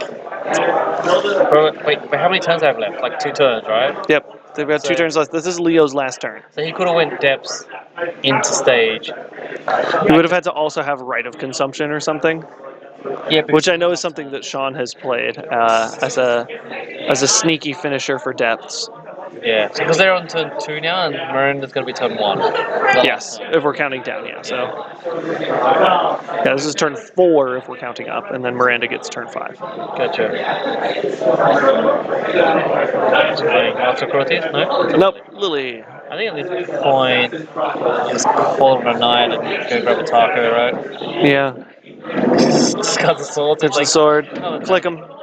Like, oh, he has a depth in his hand. Yeah, he's had depth in his hand for a while. He discarded it earlier, and just loamed it back. Gotcha. But where's the stage?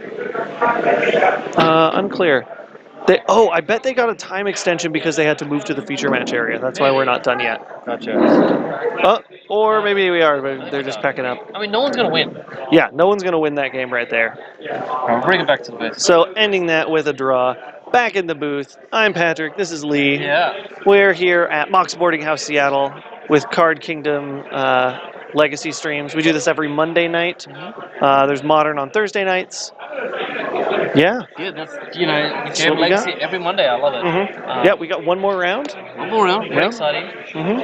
We'll see what we can have going for that. Yeah. We've seen some really, really nice stuff so far tonight. We had Bomberman beat Elves. Oh, that was an insane match. Yeah. He just made like 7-7s on turn 3. Two Yeah. 7-7s. 2 7/7s by turn 3. Yeah. Locked him down with Mycosynth Lattice in one of the other games. Yeah, Wishcon, yeah. Yeah, Wishkarn was good. We saw Days Undoing with Narset, which was also very good. Yeah, that was pretty good. It actually worked. Mhm. And then she sideboarded into a Miracle deck. Yeah, basically. And then we also got to see, even though it was countered, we saw a Bolus's Citadel attempt to be cast. That was funny. Sadly, it didn't resolve.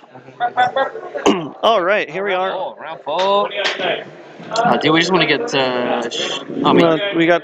we've seen Sean and Eli. Yeah, we've seen the top 2 tables before. What's Nick and Colin on? Yeah, let's see here. They get Mike and Greg. So Colin was the one that won the Puget Sound Battleground this past weekend. Oh, was it? Yeah. So he's on some sort of Stone Blade. He's on Miracles, but he is running some new cards. Let's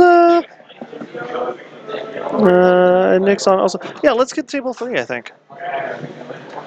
Okay, wait. Yeah, it's Miracles or just Stone Blade. I think. Miracles and Stone Yeah. Citadel. Hmm. Your chance versus Manaless Dredge versus Tinfin Citadel.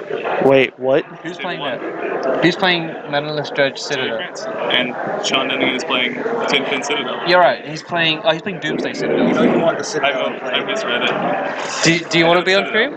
Alright, we'll put. Let's do that. Alright, we'll put fun on, guys. We're gonna put Doomsday on. Yeah. Doomsday Citadel. One. So we'll put Zach on. Where is that table? Zach. Yeah, 13. Alright. Travis. We're going deep for this one. You guys want to see war cards? We're gonna put Doomsday Citadel on. It actually sounds like a really good name. Doom Citadel or Doomsday Citadel. Yeah. Alright. Yeah, we'll get Zach on. Yep, Zach. Yeah, we're gonna put Zach. You want Zach? Zach and Travis. Oh, shoot. Yeah, did you grab the wrong table for us? I did grab the wrong table. Oh, Tell Zach table and- 13. Sorry. I'll correct that. Yeah, thank you. Tisk. Oh, it's because we told him. I know we did. We But told do you him. guys want to sit through Miracle Stoneblade? Yeah, probably not. Miracle Stoneblade was table 3 anyway. I don't know where he got table 1 from. Yeah, that's fine. All right, so we've got. We'll get some shenanigans. What is the other guy playing? So Zach is on Doomsday Citadel, and Travis is on. What is Travis on? Where is he on our Last list? name is Hobrala. He's on Stoneblade. Yeah. So we have Stoneblade versus Doomsday Citadel. Yep. At least this will be entertaining and / maybe potentially a quick match. Yeah, this should be a good match. A good start to our final round.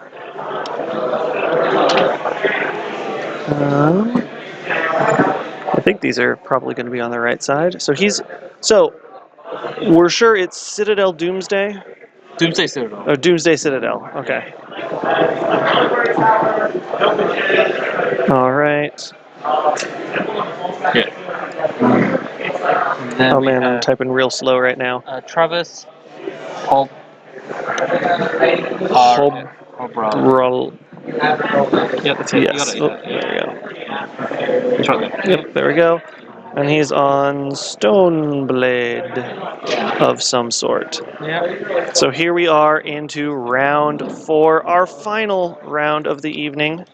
I want to thank all of you who are here with us for this live Legacy action. It is your support and your viewership that keeps us coming back here to do this casting. Yeah, we volunteer. We just we Yeah. love making sure that Legacy is commentated and streamed every week, so you guys get the entertainment. I think we have roughly 100 people on the stream tuning in today.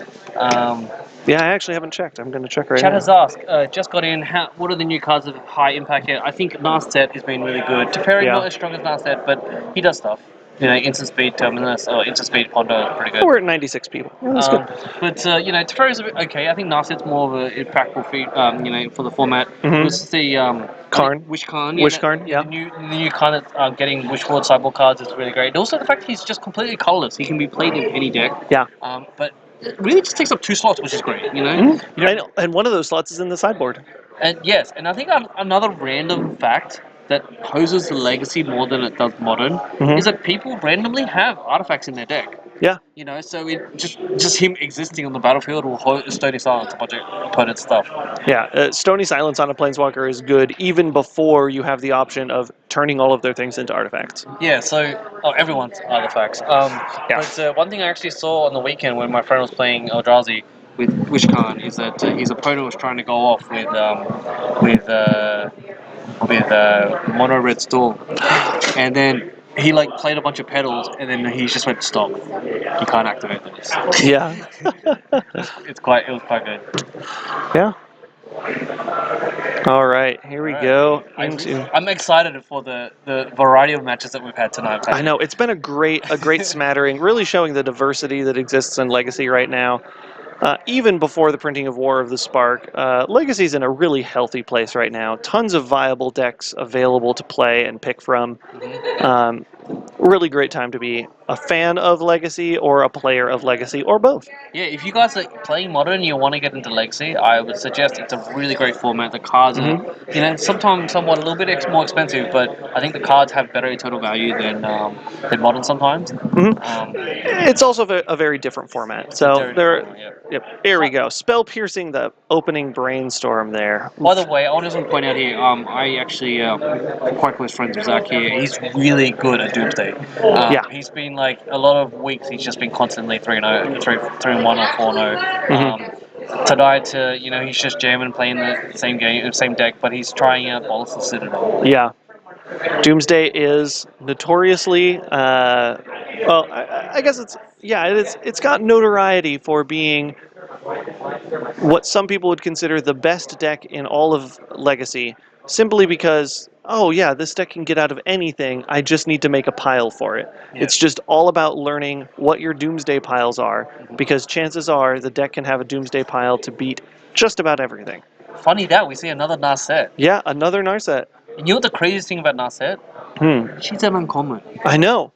It's probably the most splash and uncommon has had on the format since, I don't know, Force of Will. Yeah, that's it. Funny that Travis has revealed a Swords, which has no impact on Zachary's deck as well. Yeah. And then Zach's also end of turn Entomb. Entombed. Yeah, what would he entomb here in a Doomsday deck? I think he can grab Passive. Oh. I'm guessing. I don't know. We'll see. We'll find out in a sec. Yeah, Entomb Passive Flame seems good. Or maybe he's grabbing a Citadel. Oh, he has Goblin Welder. Oh, that's why. Maybe okay. Oh, wow. That's right. Okay, so I remember, I think I talked to him about this very briefly before we started. He's got Goblin Welder to bring the Citadel back from the yard. I mean, that's great, Zach. Good work, Zach. Oh, perfect. Entombed for the one-off Bolas Citadel that I gave him at the start of the night. I'm like, here, you can have this Bolas Citadel. Thank you for the guy that donated it to me on the weekend. Oh, yeah, I was there for that. Yeah, so you want... Someone trying to look it up. Yeah. Bolas Citadel? No, not Citadel of Pain. Bolas is Citadel. Number 1. How do you type 1? That? No. Yep. How do we look Rip it up, Cardbot. Come on, Cardbot. All right. Bolas. Just sit. No, there's no second S there. I think just search for. It is. It is. Oh, dang. There you go, guys. It's a legendary artifact. You can look at the top card at any time, and then you may play the top card by paying life for the CMC, and then you can sack 10 non-land permanents, and then the opponent loses 10 life. Each opponent loses 10 life. Sorry, each opponent. It's not even target, which is great. It's fantastic in that way. Usually that tap ability isn't going to come into play much for Legacy, but it's that being able to chain through the top of your deck is what you really want. That's quite scary when your opponent just like end of turn. Is that It's showing the camera. The end of turn, the opponent just like entombs for a Bolas Citadel. You're just like, what? Sure, that sounds great. I mean, he's got a Narset in adjacent play, so... He's got a pedal now, though. Pedal? Pedal in hand. Oh, nice. It'll allow him to play something.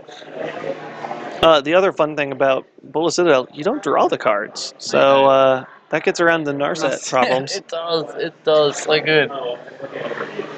Huh. So Zachary has another duress in hand. Maybe he's waiting. Yeah, I guess Travis doesn't have a whole. Travis had like 2 cards in hand, I think. So There's actually a really funny interaction that Reed Duke was doing on his Magic Online stream where he was chasing his opponent and fate sealing him, and then sometimes just to mess with him, he would leave it on top. Yep. And then the opponent would fetch. yes. Oh, I always expect at some point my opponent is going to try and mind game me that way, and so far no one has. That's so funny. Yeah.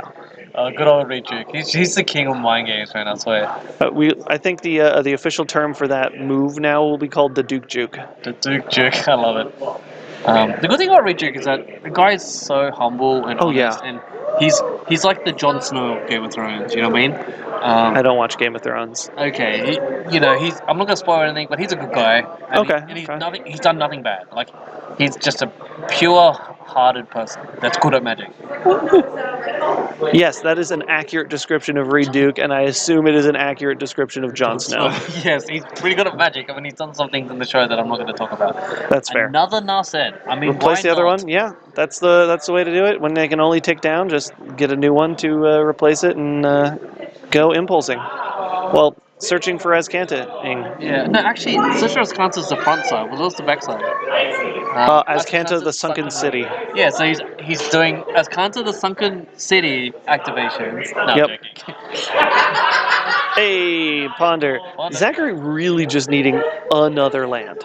Alright, he got the land. We got a land. He also has an LED up there, which is also not too bad. Yeah. Problem is, you can't draw this because there's a Narset in play. So it goes back on right. top. You're right. And he remembers. Yep.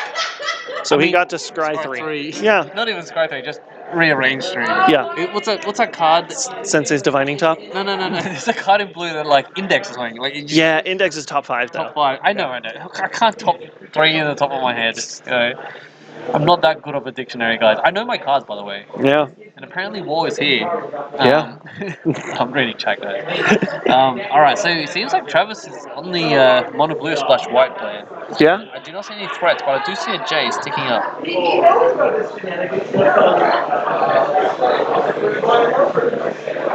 Yep. The fact that Travis. you can brainstorm and then impulse, that's so good. Brainstorm and then impulse, then you just get to ship away things you don't want. It's fantastic. It's almost as good as brainstorm then fetch.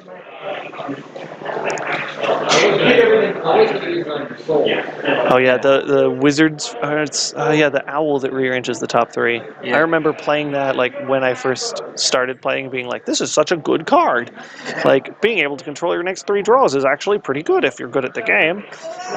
Except it's like a 3-mana 1/1 flyer or something like that. It's No, I think it's 2 mana. oh, it's 2-mana 1/1 flyer. 1/3? There's a 1/3 version as well, but I think that one costs more. I remember I was I was reading a tweet from a pro. I think it was Paul DeVito. Whatever. One of the pros was like, "Oh, I was teaching my co-workers how to play Magic, and one of my co-workers was like, okay, wait, if I brainstorm, put the cards back on top, and then fetch, then it lets me look at new cards." And then he was like, literally first time she's ever played Magic, and she realized that. And he's Wow. like, this girl, she's got it. She's going places. She's going places.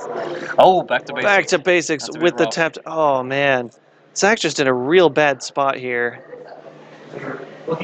There's that other land though. Here's the land I scried to the top. Yep, he's got an LED though. He does. So yeah, it doesn't seem to have the Oh, it does have a welder in hand. I think. He does have a water? I think I saw a welder in hand. Yeah. Interesting. I mean, Something red. interesting that he could have fired off Duresses before. Yeah. But he chose not to, so that's an interesting play there. Well, yeah, he could have before. Now his play is draw the LED on his next turn because that's what's on top. Yeah, sure. Fetch for a red source, play the welder, hope it sticks. The only problem is his red source is going to be non-basic land and it won't untap. But the Jace Then can swap. also just bounce it. That's true. Oh man. Yeah, Zach is in a real tough spot here. Shows the LED up top. But it's There a it one. goes.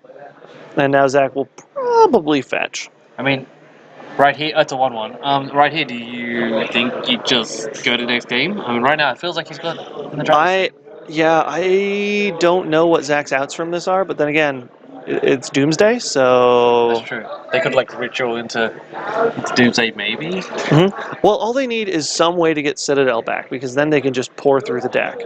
There's no pressure on Zach's life, which means you can cast a ton of stuff off of Bolus's Citadel. That's true. I just feel really bad for Travis. Mm-hmm. I feel really bad. He's got too many cards in his hand. That's a very, very wrong reason to feel bad for someone. And unfortunately, his dual land's going to get stuck in tapped land. I know, if he actually has to tap it at some point. There's at number 4? Wait, no, 4 mana. He's going to play like standard Dovid. No, Oh, I mean, sword? that's the stone part. That's the blade part of Stone Blade. Yeah, there we go. Now we just need something. He's going to attach it to his Jason, turn his Jason into a creature. That's not how that works. That's not how any of this works. Alright, I think he needs some sort of true blade. I mean, it feels like Travis playing a limited deck. He just rare drafted all the good cards. Mm-hmm. Well, there's Zach with a basic. Might be able to put some discard pressure on Travis for a little bit, but I'm not sure what all that's going to do for him here. I feel like less people should be playing less back to basics in their deck. I don't know. I'm just kidding, guys. I play all non-basics in all my decks. Yeah, that's fair. I also play a whole bunch too. But you have a lot of basics in your decks. I have a lot, but I still count on non-basics to, be able to do stuff. Ooh, another fetch, and that one can actually grab something red. Nice. A red basic. That'd be good. I think he has another Entomb in his hand, right? Do you fire off the Jurassic? What do you think? Unless he's got another Entomb, I fire off the Duress. You think he runs a reanimation spell that would give the Welder haste? Something like you could like Shallow Grave, I think it is. Gives a reanimated creature's haste. Yeah, Shallow Grave. like post-mortem lunge. Probably Shallow Grave. You're right. Yeah. Do you think he can entomb another Goblin Welder, then Shallow Grave it, and then swap the pedal for the Citadel? No, yeah. You'd have to cast. Dang it. It's one short. Like you entomb. That might be the line, though. You entomb and then just Shallow Grave on your own turn. Yeah, you entomb it and then wait a turn and then Shallow Grave it. Yeah. I think that's probably Zach's line. He's checking the sideboard, already trying to plan ahead for game 2, I think. Mm-hmm. Council's Judgment. Gets discarded or cast it? Casting. On the voting LED? voting for the pedal. Yeah. The only target. Yes, I would like to vote for the only legal target, please. Thank you. Yeah, I remember once I did when Jordan Asaka was. Hey, he's gonna pack up.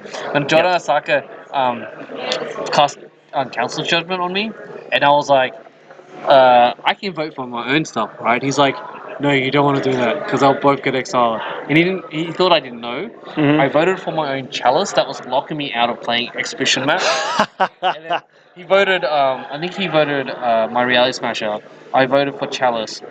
And then I untapped, played the map, cracked the map, brought a land, and then cast an Ulamog.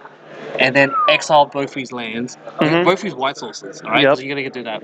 He's like, that's fine. Alright, and then I go to next phase. He's like, that's fine. And I'm like, alright, so he's not gonna swords it. And then he goes, end of turn, flash in a spell stutter spray. And then killed me for lethal. Because you were at 1? I think he put a sword on us. Like, Okay, yeah. I think maybe I was on low, but sometimes. Spellstutter Sprite is a heck of a card. Yeah. Good games, Jordan. Good games. Very good games. It's always good games with Jordan. All right. Zach likely going to be on the play this time. Mm-hmm. Hopefully be able to not get stuck on one land. I mean, That's the dream. Plays a low amount count. I think he also is running Chrome Moxes tonight. Yeah. To try to Alleviate that. And get that out. I mean, I guess he's running a low land count, so he can't play Mox Diamonds. But when I'm playing Moxes or zero drop stuff, I always like Mox over Chrome. Just throwing your Doomsday at people. So good. Yeah, I don't know. Like, I'm not that too experienced of playing like Moxes and stuff. Only in Modern when I'm playing Affinity, but for me, I just like playing regular lands. Oh yeah. Mo lands, Mo mana, I guess. Unless I'm playing Destructive Flow, then that's okay. Yeah, then you want the Moxus. Did I have a version of Destructive Flow? Yeah. Oh yeah, we played casuals, didn't we? Yeah. I also realized Master of Cruelties is pretty bad with Rebel Master. Because they can't attack. Oh yeah, because you get the. Oh, that's a bummer.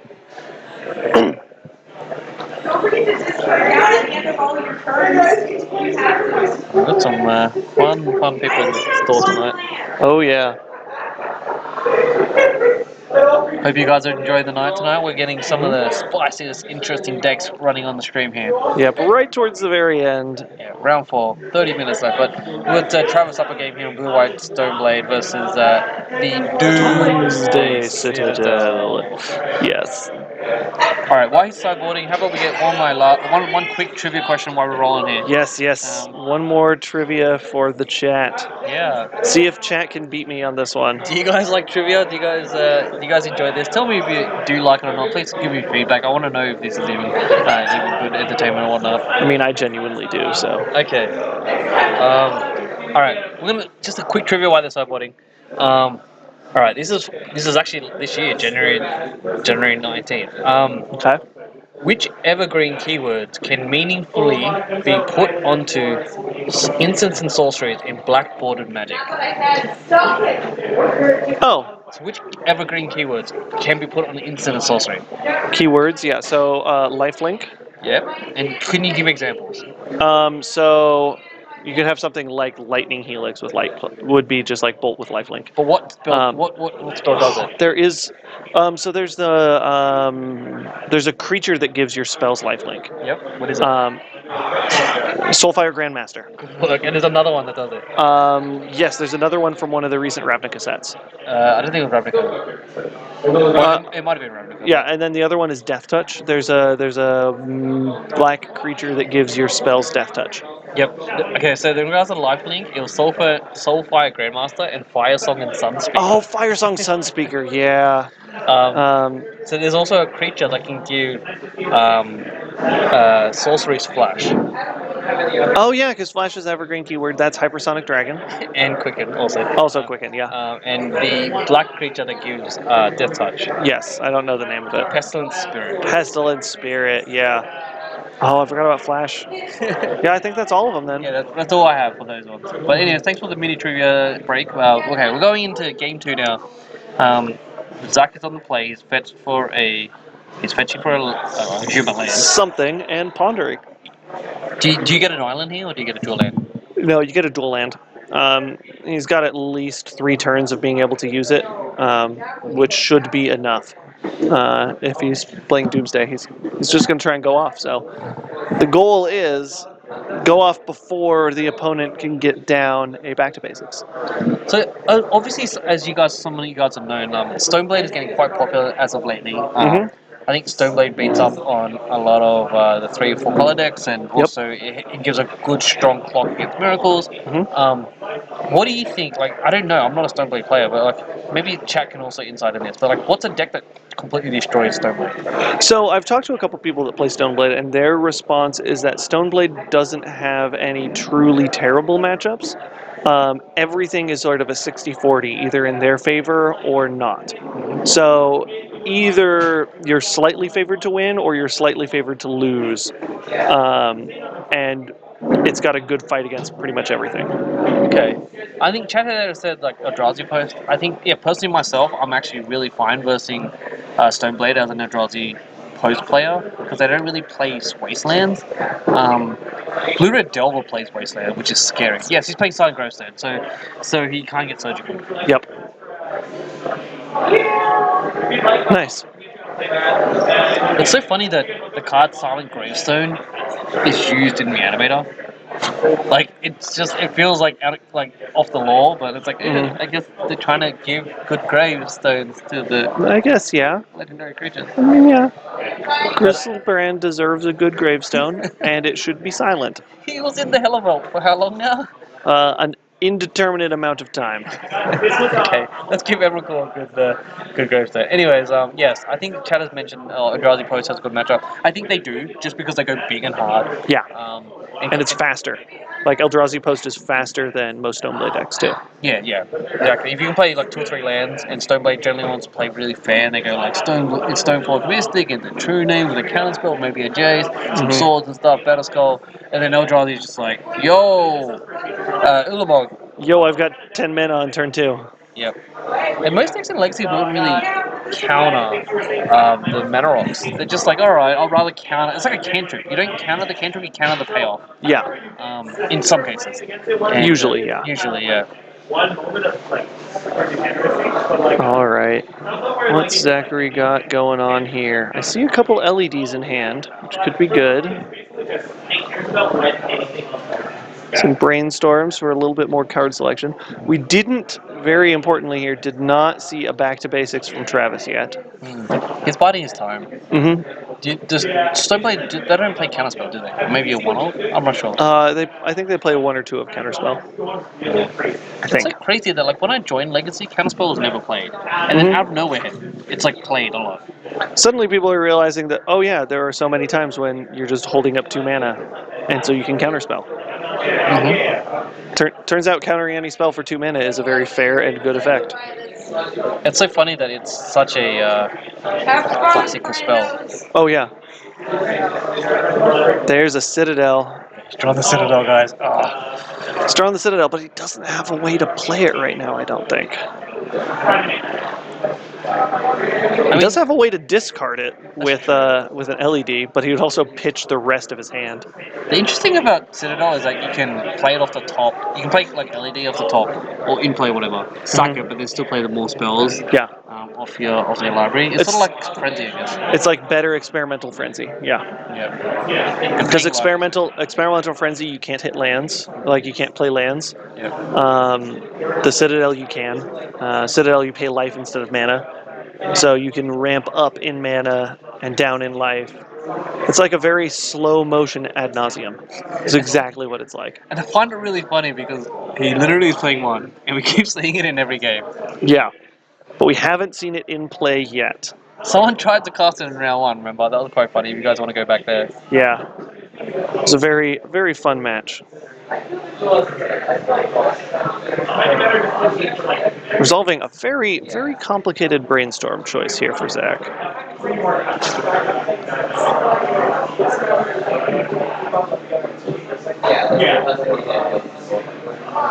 Looks like he is putting the Citadel back on top with something above it. Probably. Yes. Citadel is back in the deck. I think his goal is to try to entomb it. Oh, really? Yes, because he did put it back in his deck. Interesting. Got a Chrome Mox. Wow, he's got a lot of fast mana here. It's going. Alright, so Travis grabbed a sword, Sophie, Sword of Fire, nice. Yep. Gotcha. All right. Yeah, Zach's I think he's just trying to figure out how he can get back up to 6 mana. So if he can figure out how to get to 6 mana, he's got the Citadel up top. But also he still has the land issue where like you get stuck on a land. But I guess he gets to cast a bunch of things. I think also Doomsday only played like 13 lands. Putting the Dark Petition under. Okay. Yeah, he needs 3 black sources. So there's the 3 black sources. Starting off here.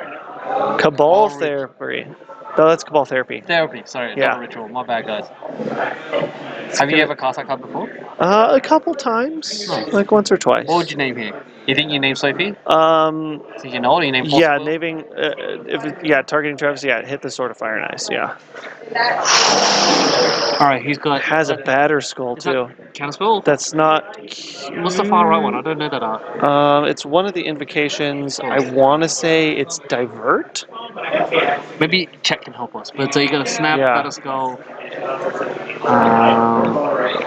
Snap, Batter Skull, Back to Basics, Fluster Storm, Sophie. Looks like he whiffed whatever it was he named. I bet he named Force of Will. I mean, naturally, sometimes if you're going blind, might as well name it, right? Yeah, especially if he's trying to go off this turn, which it looks like he is. Yeah, I mean, Doomsday is sometimes tricky. It's like he. It's always tricky, I think. Yeah, it's always tricky. What's he doing? It's tricky. It's tricky. It's tricky. It's time to walk around. Let's rock around. Let's rock. All right. It's tricky. It's tricky. It's Do tricky. you want me to break dance right now? Yes, please. I can break dance. Wow. Yeah, I did. I would not have guessed. Really? Hi, I'm Yeah. Asian. I'm really good at breakdancing. Oh, he's playing Yu-Gi-Oh cards. That must be from WishCon. Mm-hmm. Yeah, brought in Yu-Gi-Oh cards. It's like, oh, Blue Eyes White Dragon. Actually, if you guys didn't know, Blue Eyes White Dragon is actually a really bad, like, 6/6 dragon. It's Oh, yeah.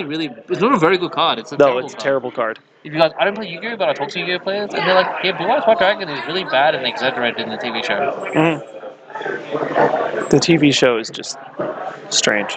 Yes. That said, it did do one thing right. It got me interested in trading card games, which eventually got me interested in playing Magic. And I am here today partially because of Yu-Gi-Oh!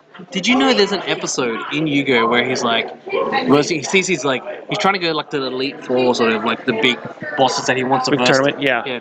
And then his opponent, he's like an arch enemy, goes, "You have to verse me and give me the keys to the secret room, or I'm gonna jump off and kill myself." So he's like, "No, I don't want you to kill yourself, even though you're my rival." And he goes, "All right, I don't want you to kill yourself because I don't want to be responsible for murder, even though you're gonna suicide." He ends up fighting him in a Yu-Gi-Oh battle, and he like wins. And I'm Nice. like, that's some screwed up storylines, guys. That's Like, Kid Show! yeah, it's like, you know, fight verse me, and if I win, I get your keys to the secret room to verse the good guys, or I'm gonna kill myself. And he's like tempting to like suicide off a bridge or something. Yeah. All right, so Brainstorm has put 2 cards into Zach's hands. I missed them just briefly. I don't think either of them was the Citadel that he had sitting up top. Well, he's fetching, so that's gonna rearrange stuff. Yeah. Okay, so he's really just trying to get everything out at the moment. Mm-hmm. He did have another LED up top as an option. Are you sure he's running water? I think he is running water, right? It must be why he's got the red. Yeah. He's in a welder yet. What I'm thinking, like, there's old frame mono red cards. It would be the way. It would be one of the ways to get out a Citadel very easily. Can you just fetch a land and put the welder in play and just like pretend your opponent doesn't see it? No, It's not don't do- cheaty face. don't It's do not that. cheaty face. It's not that. What's a plankton worm? Or like, Oh yeah. No, that's the worm that you gain 7 life and draw cards on stuff. You're no, thinking. isn't plankton worm the one that? What's that worm that you can cast when you're searching your library, guys? I know Saffronology did it, and he's like, it's a basically instant speed green creature. That can Yeah, attack. it's great. It's a flash green creature, pan glacial worm. Glacial worm. That's it. right. Yeah, it was so funny when he made that video. I mean, Saffron is such a great, Yeah. content creator. I love that guy. I think like pan glacial worm as a one of in legacy Nick Fit lists is super good. Searching sack McDouble black. Yeah. It's like 7 or 8 mana, I think. It's so ridiculous. 7 mana, yeah. 7 mana. Yeah, Palaka worm was on 9/5 with trample? Like, Yeah. why? I think that's probably pretty popular in EDH. Oh, probably. I don't play enough EDH to know. Yeah, I haven't played much in a while, but I do have a deck tech video coming out on an EDH deck Alright, swinging in for tomorrow. Ooh, yep. And Travis is polite enough to play his hand all completely open Mhm. to Zachary. He's going to play a Sophie. No, he's end of turn putting in the Yeah, Sophie. that's what it was. Sophie in at end of turn. Probably going for the equip. I mean, he's like, I just need to Equip put a swing. clock on, right? Yeah. Attack on my squire. Take 2. No, yeah. Yeah, other way. There we And go. then take another 2. 18. Take 3 and then take another 2. Oh, because it gives it +2 or +2? +2. Yeah. Let's do +2. Alright, so he takes 3 and then take another 2 from the shock. Yeah. And then a Misty Rainforest for Travis there. Come on, Zach. I want you to do greatness. Yeah. We want to see this. Where's he got anything? I like how we both leaned over to see more on the flat monitor to try and see what was in his hand. Both lean to the left. Oh, mate. Alright, let's just... I'm going to confirm it here. I think Zachary has a lot of mana. Yep. Enough to do something. The problem is he doesn't have enough mana to do things without discarding his hand, and I don't think he has any other way to get Like he has to find a way to get something in, get the Citadel into his hand, then like crack the LEDs with that on the stack. That's what he needs. No, but what do you mean? Because you have to discard it. Well, you basically need to Infernal Tutor. Oh, Do as like in- what Ant does. No, wait. What do you mean? Because like, You cast Infernal Tutor on the stack. no. I'm saying, how does he cast it with the LEDs? He needs to hard cast a Citadel somehow. So he starts by casting Infernal Tutor. Okay. With Infernal Tutor on the stack, cracks both LEDs, Yeah, gets up to that's 6. Infernal Tutor gets the Citadel, then he Yeah, yeah. casts the Citadel off the mana from the LEDs. That's right. But I mean, yeah, we need the Infernal Hero. It's sort of awkward that Travis has like a billion spells in his hand. Yo, Leo, with a whole bunch of numbers in chat. Thanks for hanging out with us. Hope to see you again next Monday. All right. Say goodnight to your cat for us. Yes, that's important. 13 to 17. Oh, he's in a 3 to 17. All right. Yeah. Come on. Here it is, Zach. Citadel. Heart of the All cards. land. Yeah, land will do it. Because he's at 5 mana other than the LEDs. Plus the storm won't count on the Citadel, and hopefully he has the Citadel. What's he got? Maybe he can draw some rituals. Yeah, a ritual would do it too. I think he does have a Cabal written in hand. Something that looks vaguely like it. Maybe it just ad nauseam right now. Just storm. Yeah, try to go for the storm kill here would be good too. Thoughtseize. Fire it off with the Thoughtseize. Thoughtseize to go down to 1. Just to help the viewers see the hand. Yeah, and then he's gonna fetch Well, he can for pop- the suicide, I think. Can counterspell? Yeah, you can counterspell that. Oh, phew. That was a counterspell. There you go. It was. I mean, it's not time yet. It's still got 15 minutes. Yep. It's also on 3. Pedal. Alright, Storm's on 2. Is he going to start counting Storm? Storm's 3, by the way. Oh, you're right. Storm is on 3. You're right. Alright, he's going to retreat. Here's the writ. Yep. Could you foster that? You could have fostered. He's just going to let this go. I guess he fosters the payoff. Alright, he's letting this go. Alright, we're tapping land. What is this? Can't see that. It's so much glare. It's Tendrils. Tendrils? Oh wow, he's getting life. Yeah, he's just going tendrils for 4. So he gains 8? Yeah. And he loses 8? Yeah, buy as much time as he can, I guess. It is Tendrils. Glary Tendrils. Does Tendril come in foil? Do they have a... Yeah, they did. It was just Scourge. Yeah, they had foils then. I feel like that's really important, whether it's foil or not. That one is not. So, missed points in that regard. Mate. That does buy Zach 2 more turns if he doesn't fetch. Wait, so he has 4, 5, 6. So he can technically cast Ball Citadel. Yeah, he can cast Bolus of Citadel, he just doesn't have it in hand right But now. he has Snapcaster Counterspell. Ooh, that's true. That must be what Zach's trying to play around. Yeah, that's true. Well, the funny thing is, Zach's on 6 and he's on 9, and the numbers look funny upside down. Yes, they do. Ooh, is that the Citadel?